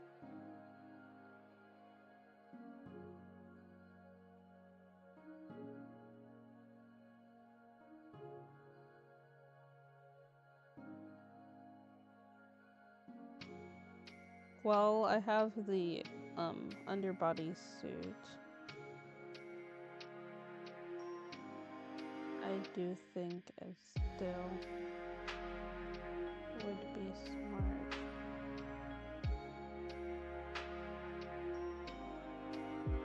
to have something on top of it.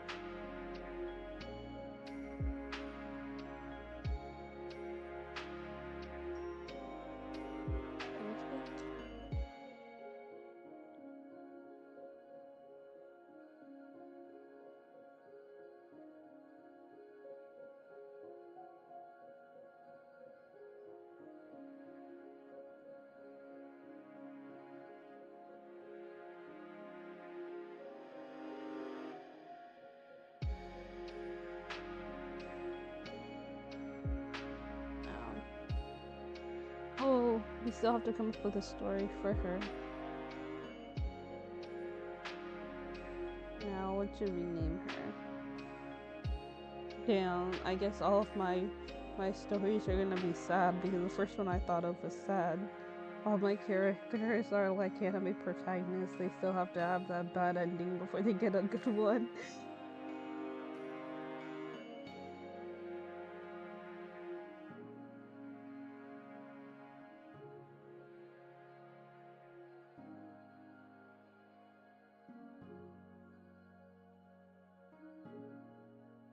Oh, another thing that I could probably think of is maybe a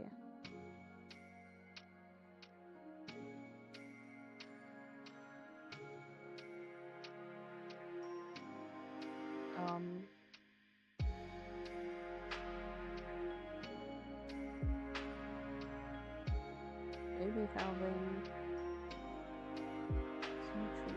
adding some tree branches to her hair or something.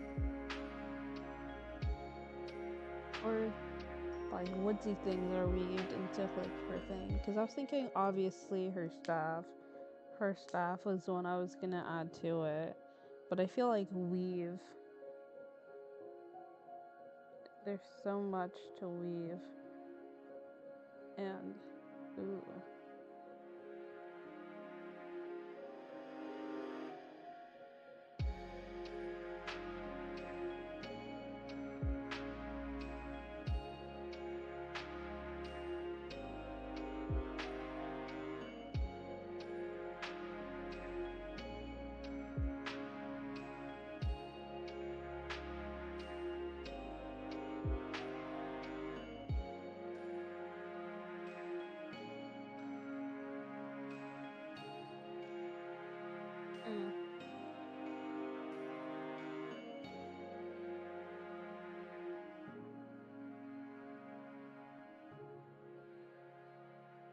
Yes.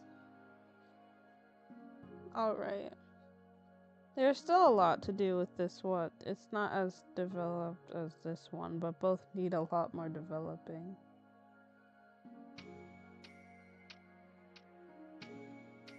It? Why isn't it working?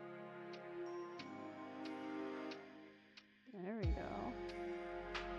I'm gonna move on to the zombie. You know, there was this really nice Nightcore song that I remember about zombies. I can't remember exactly what it was called.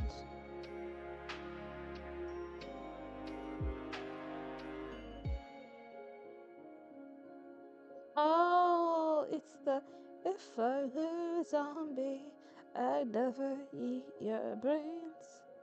I just want your heart, I just want your heart, I just want your heart. If I were a zombie.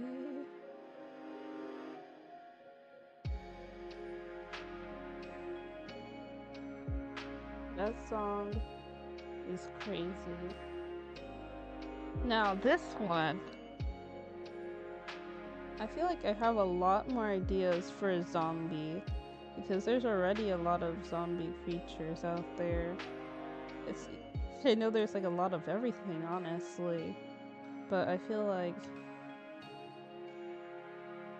zombie for me, there's still quite a lot you can do with.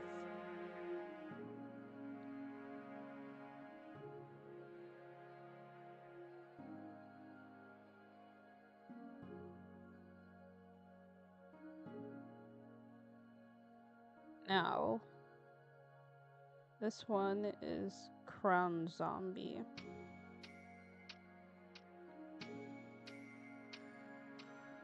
So I was just thinking about like a zombie princess or something. Zombie princess, zombie queen.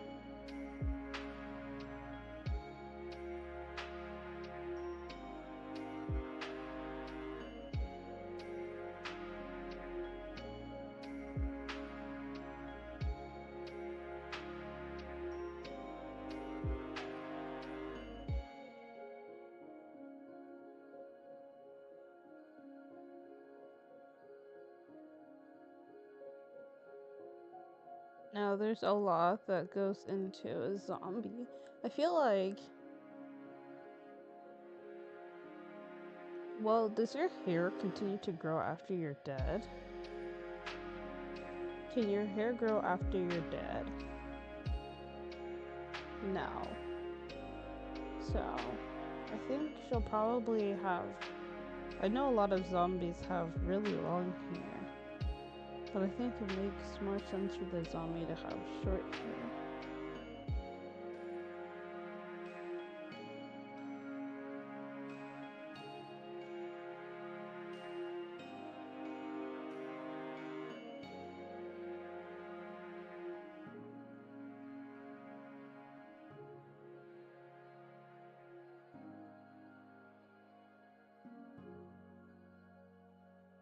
Mm.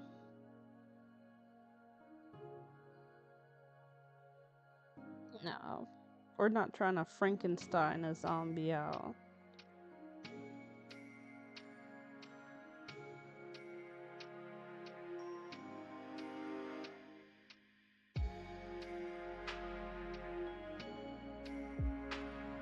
Ooh. Okay.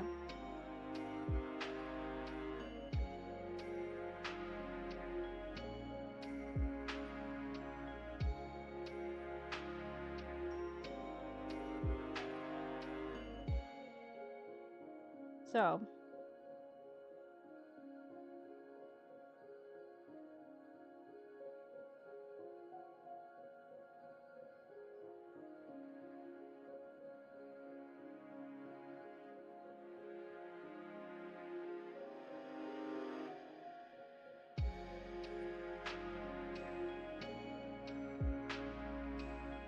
this zombie. So, I'm gonna tell you the story of this zombie. Now, this girl, she doesn't really remember quite how she became a zombie. All she remembers is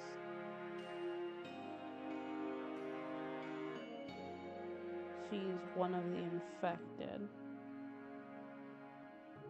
But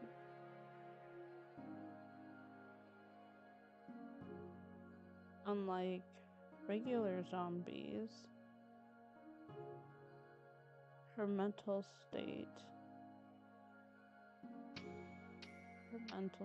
was never affected.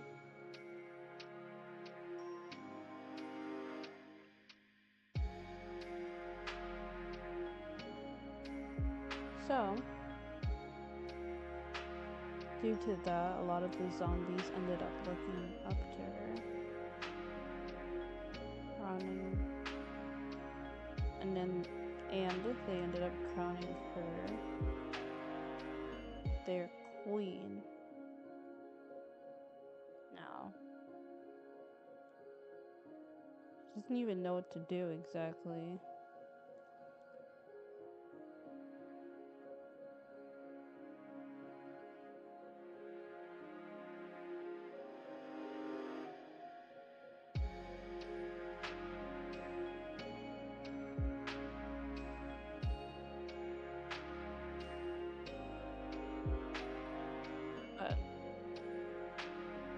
dead.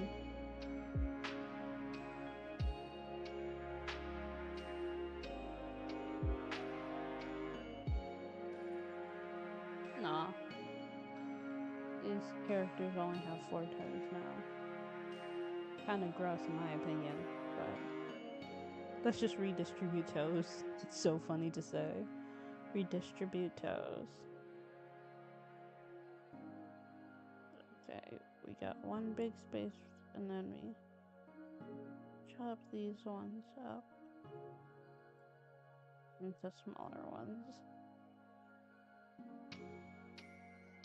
Now, obviously my thoughts are, ooh, I forgot to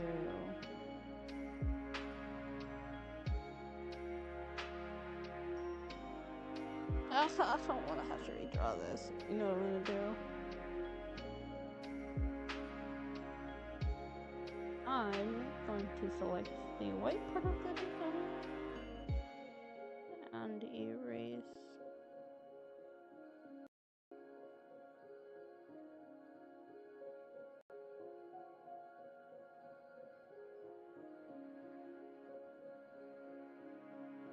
Edit.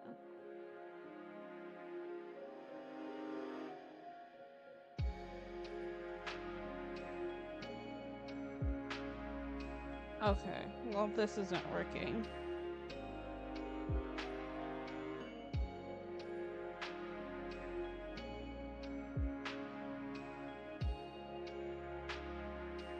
Why wouldn't it like... Huh.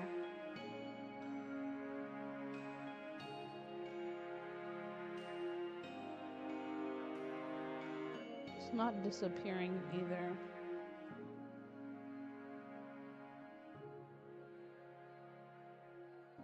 Oh, it's just taking forever, I guess.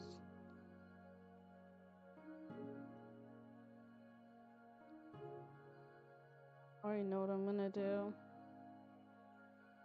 I'm just gonna open a new one.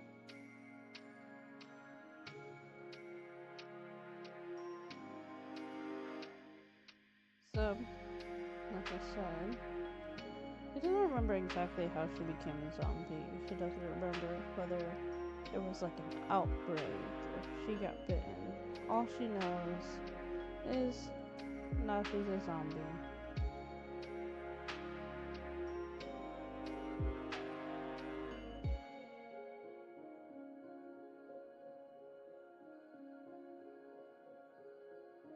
But due to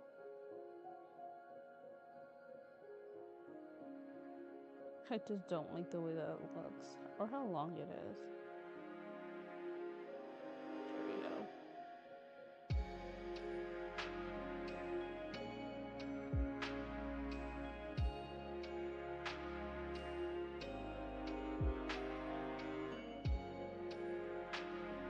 All my characters have like a leg gap.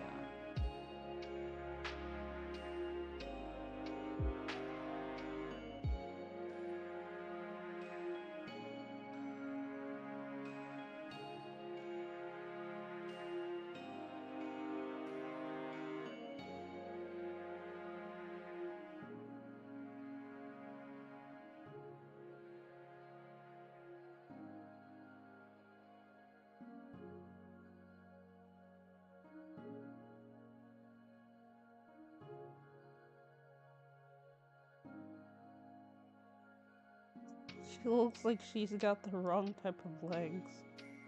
Oh my god. I'm just gonna do it how I did before. Who cares about anatomically correct?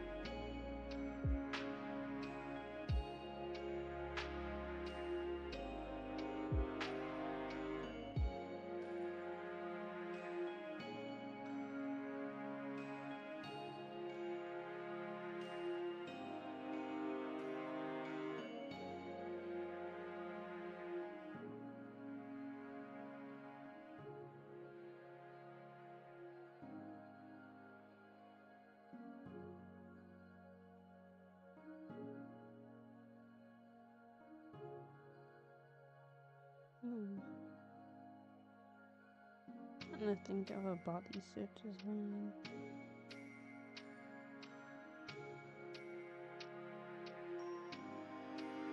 Cool.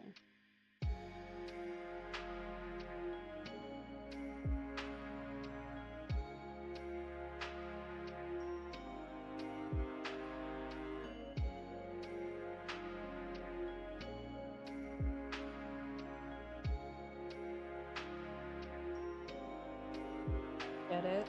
Ahaha. Because it's a Z. And then having some, like, rib cut out.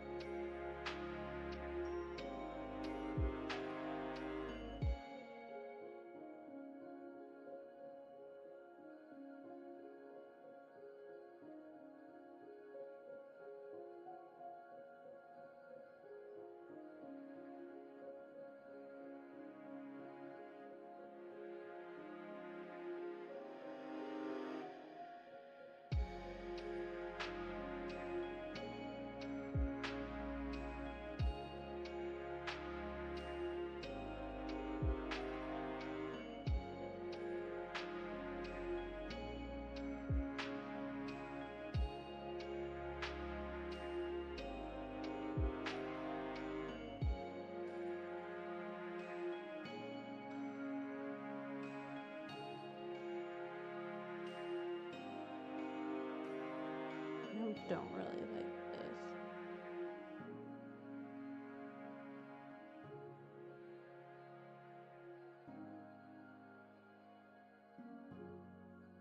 Get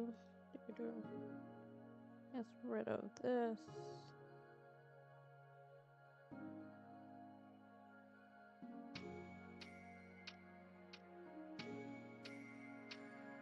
I'm gonna change the body shape a little bit.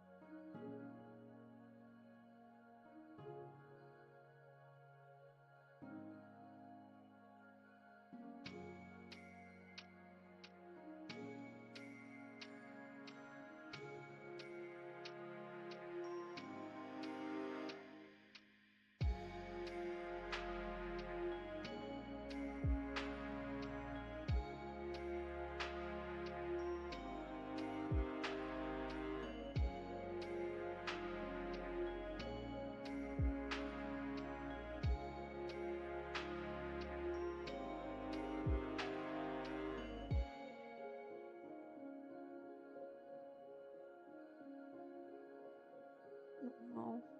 I'm also thinking because she's a zombie.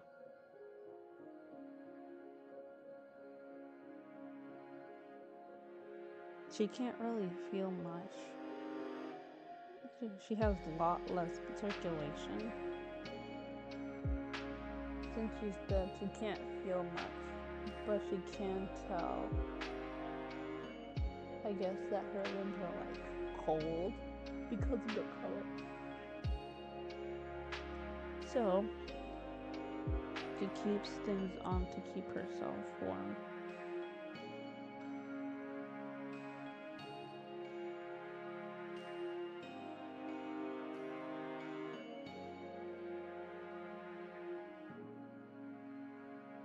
Her feet are pretty much dead though.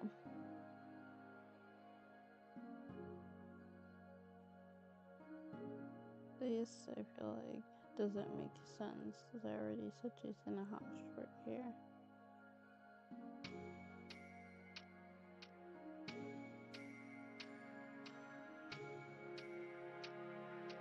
I might give her something similar to the other one, which is just this. Similar to Eeg.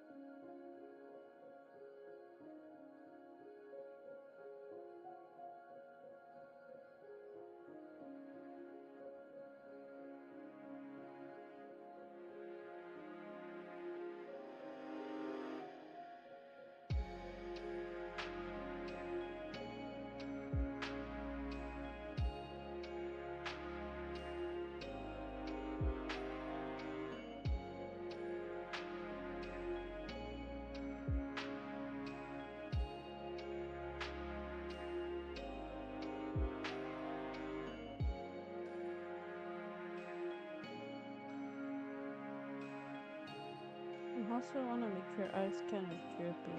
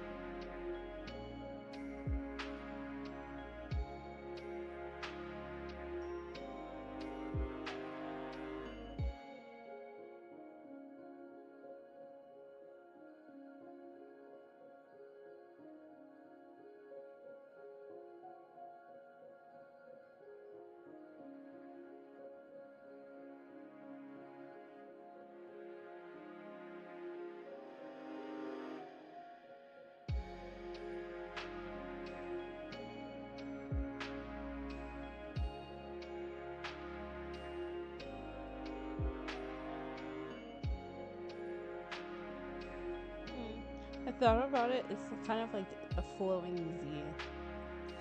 Like, for this one, this is a Z. And for this one, this is a Z. Ito.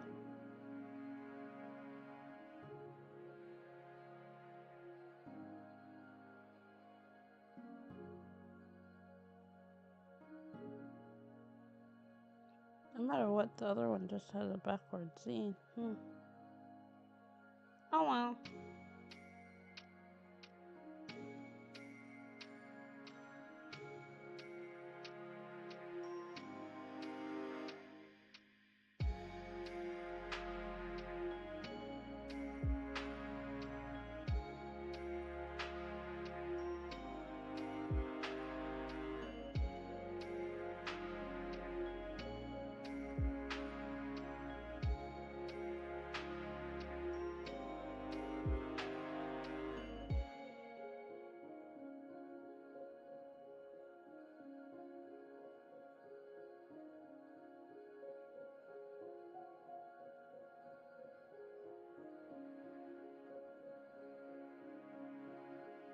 These are very, very rough drafts. Except for this one. I feel like this one.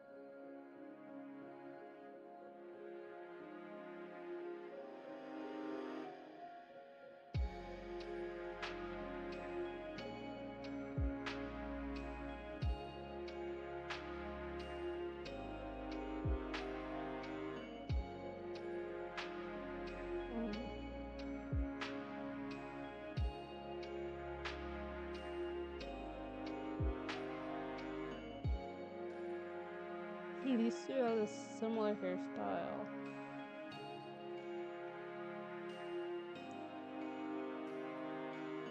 Mm.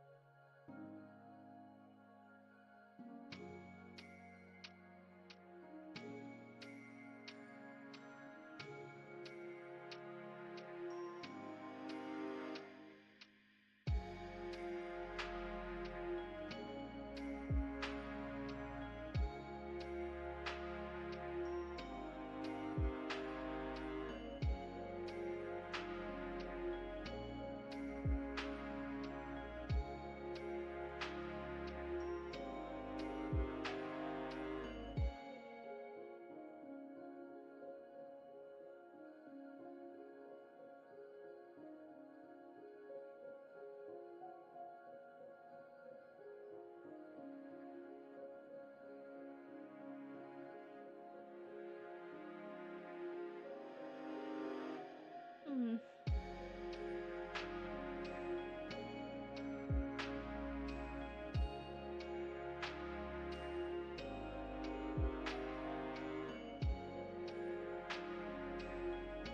I wonder if others to show that he's like that this character's royalty.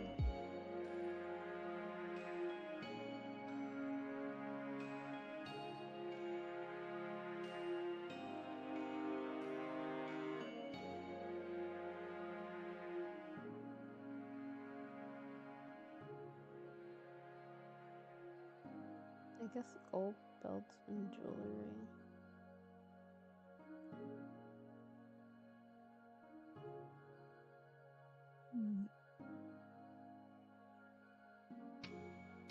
Bum bum ba-dum bum ba-dum bum bum ba-dum bum bum bum.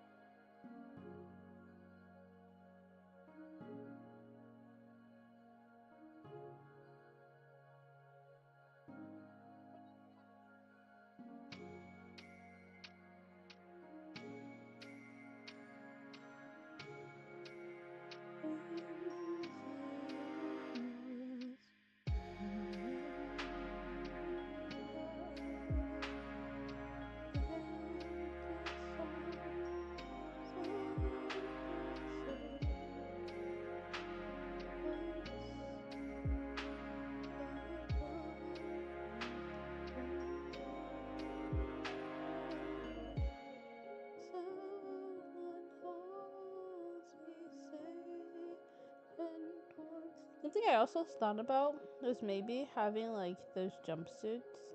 So because maybe she's the princess of all zombies, so she's the strongest. And because of that, she kind of to rise herself up a bit. But but I feel like she restricts herself. So I was thinking like something like that. She was too strong.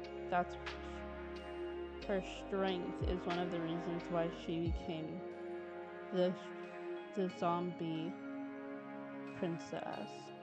Now, zombie princess doesn't mean she's a princess in name, but it does give her they named her the zombie princess because there's a zombie king, queen, prince, and a princess in succession of how strong the zombies are.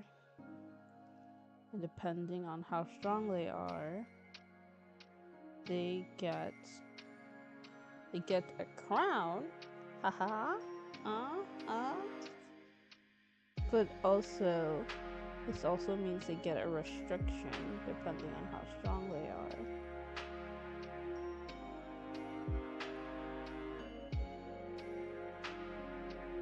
Now, she's never worn much clothes. She wears clothes purely for decency's sake, but she finds them quite unnecessary since they restrict her movement so much.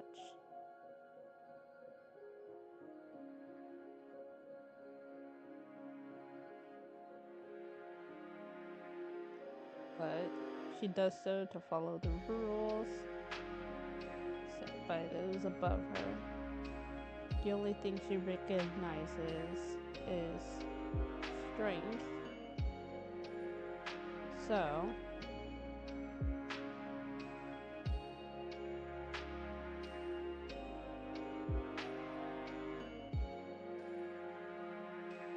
because of that,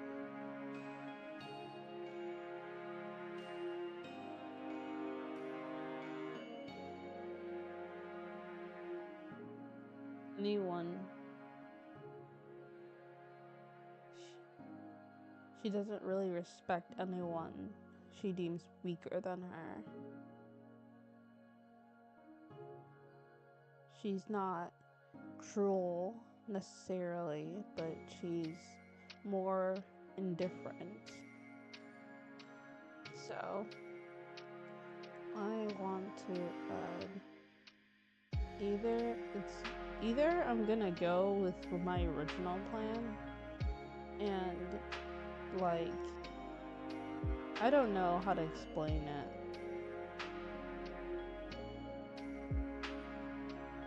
You know those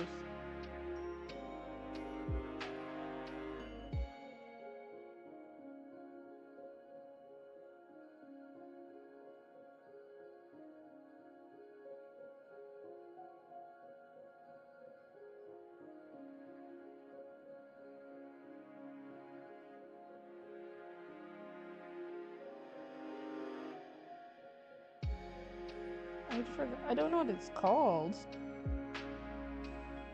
No, there was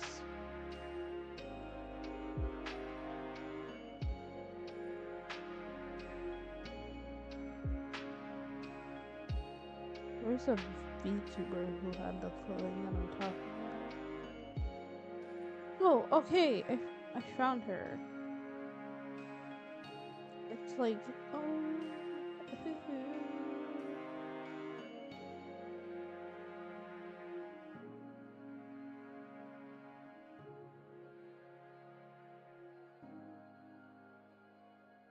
You know, like, when people like that.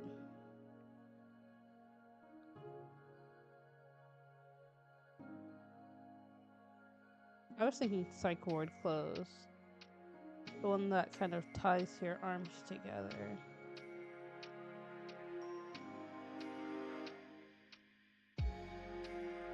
Found it.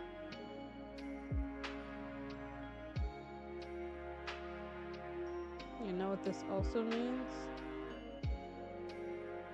I don't have to draw arms. That's right.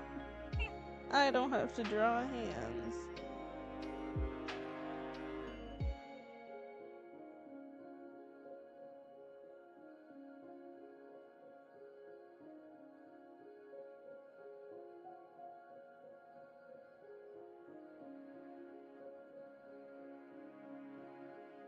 Now, while her arms are restricted, she still does have a very strong kick that she uses to keep people in line. So she's got the thighs, oh god. Which is why I made her hips wider.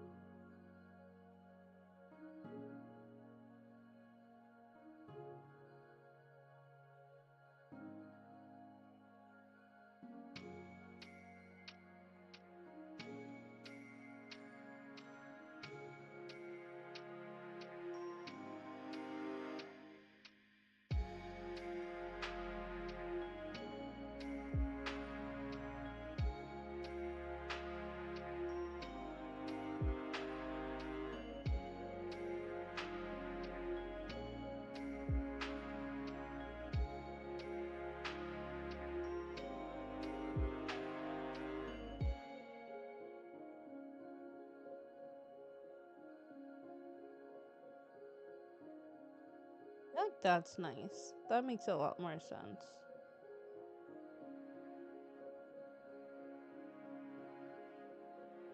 And then on her suit, there's like brown.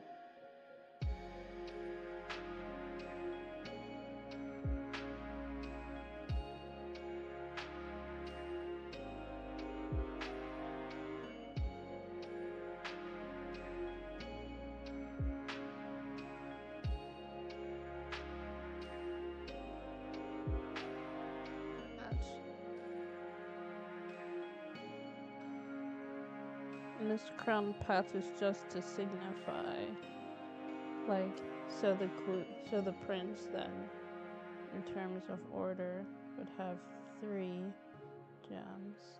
The queen would have 5.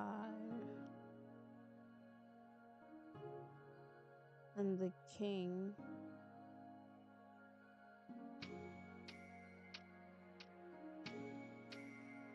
would have another one. It's right here. That's my thoughts. Make the whole family, if they want a family. There we go, I got you. Dun, dun, dun, dun. Or maybe the prince is like this, except with like one down the middle.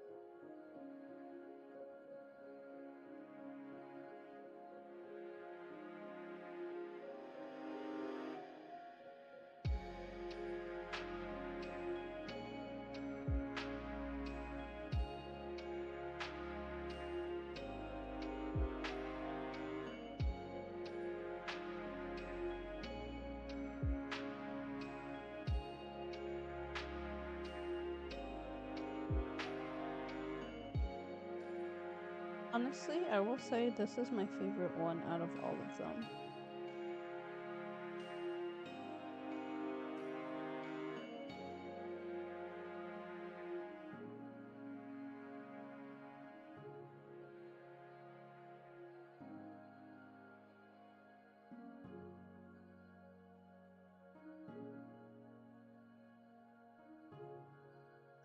Honestly, oh,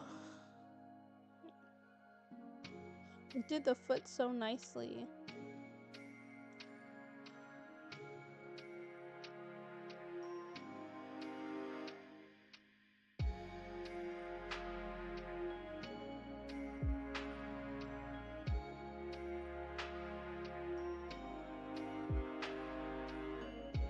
You know what would be funny?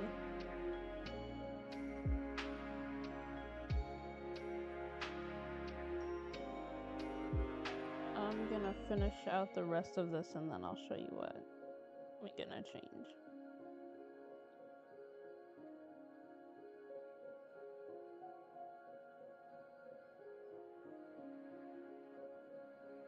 You know how people bang their pinky toes so much?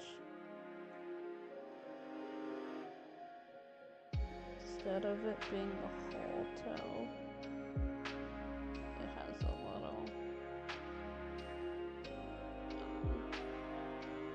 People bang their pinky toes so much, so she banged it so much that it just came off.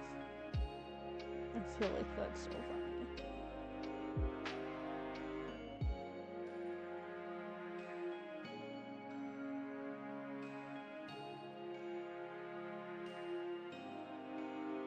And she just keeps it off because why keep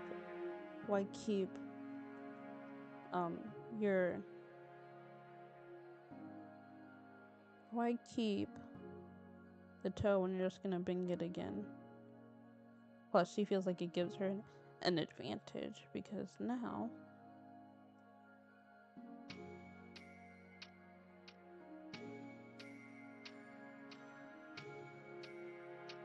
she can also cut people with a bone.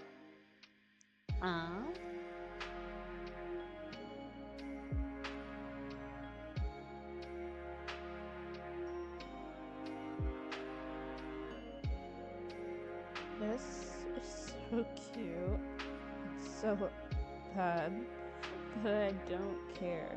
And that makes me so happy. Because, well, I've given it my best shot. This was actually so much fun. I still have a lot of work to do on the other ones, but my favorite one is this one. We'll see what tomorrow brings. I might edit them a little further since they're kind of just sketches, no color, no nothing.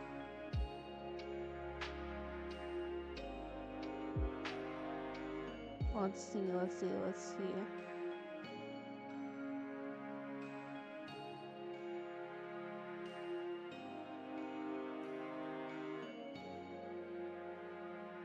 Alright.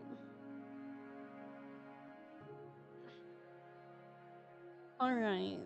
It's been a while. Been here for a while. Tomorrow brings a murky moon. Murky moon? Moon reminds me, I already have some ideas for this. See, so I'll give you a hint.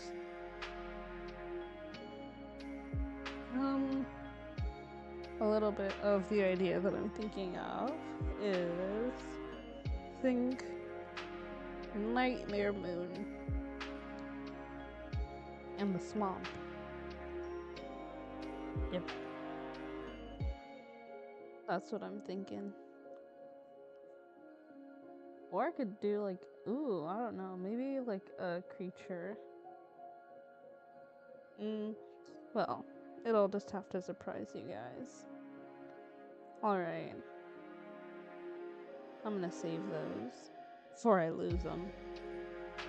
Yeah, that's it for today.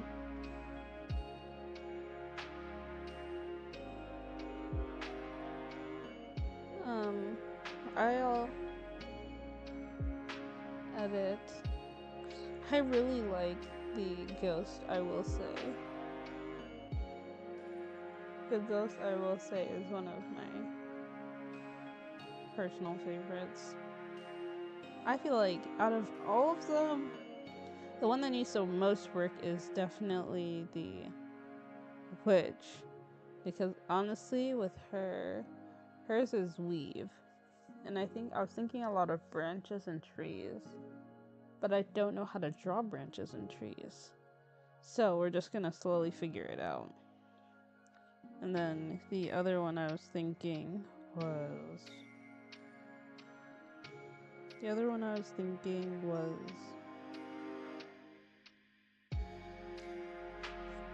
in terms of place for how I feel about each one, I would say zombie is 1,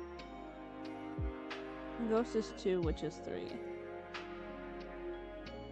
While I have a more detailed design for the ghost and the zombie, I feel like I have, in terms of story, I have a weird story.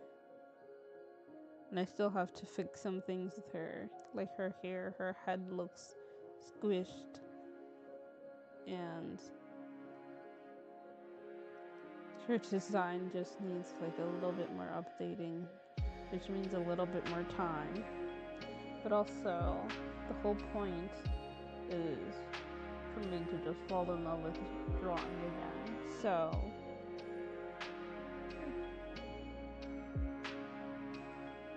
no colors, no nothing, just the art, which I find so funny. So,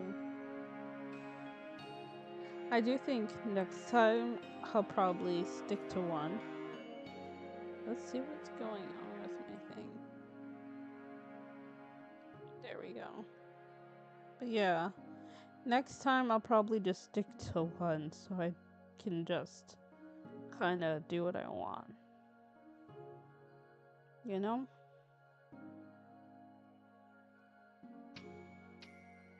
That way, I might... Because what I might do is while I do love the...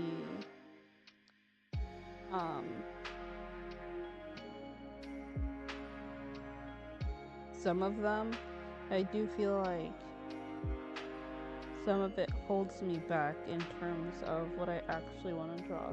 So what I might do is focus more on the Adoptober, and then I'll use like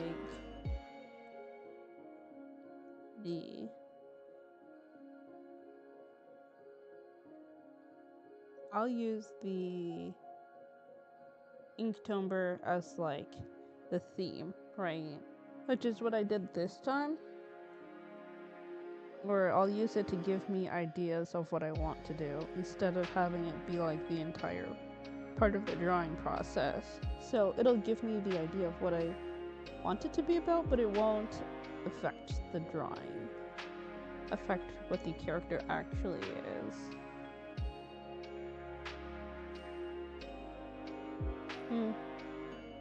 Well, like always,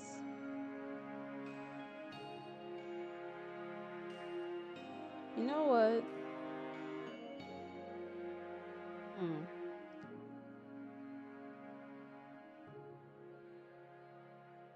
To you guys, is Frankenstein a zombie? What's the difference between Frankenstein and a zombie? In my honest opinion, I'm being so serious right now. Because, well, I guess there are like some fundamentals, just in terms of like, okay, if a zombies, for zombies, something caused that to happen, and there's usually more than one. For Frankenstein, there's one.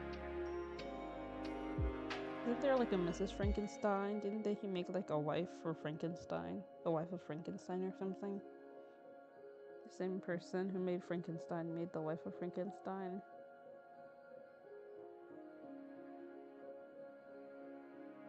I do think The next one is Moon. There is a VTuber actually who seems really sweet, and she was doing her art contest where people can help her design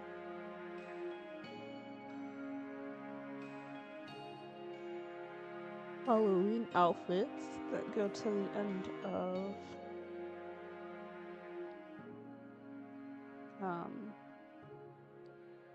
end of October. Last day of October.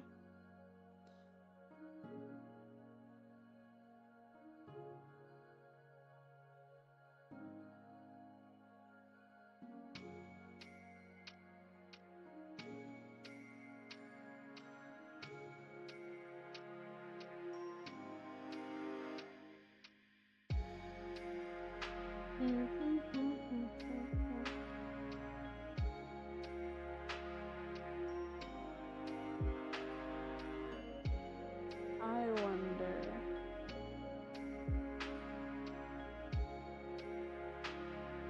a little bit.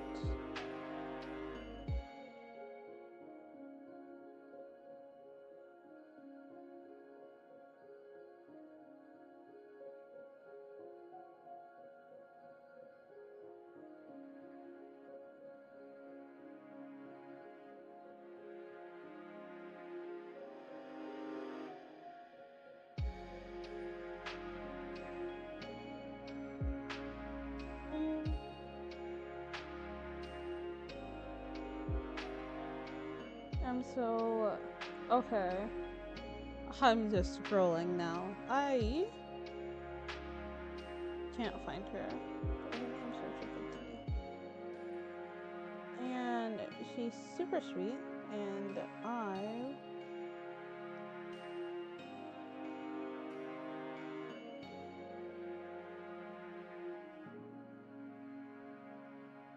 here it is.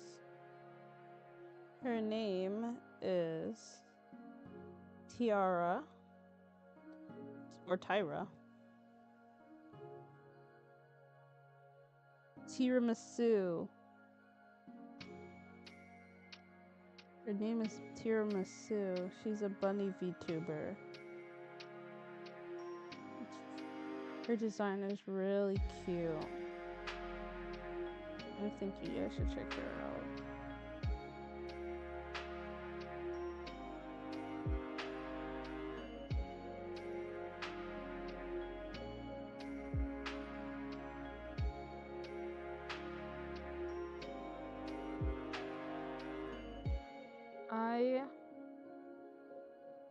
I hope to become better at design one day, because I feel like it's something, art is something that'll always be a big thing to me, so we'll see what happens next time.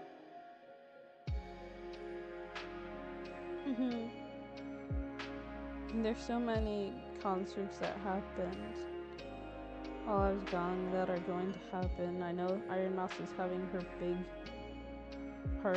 big concert, her first ever concert as an indie.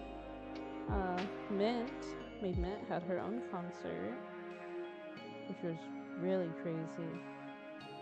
I really want to check it out. I just haven't had the time. And then the one thing that I was actually going to say was that basically, I'm wondering if I should keep it a surprise. I might keep it as a surprise until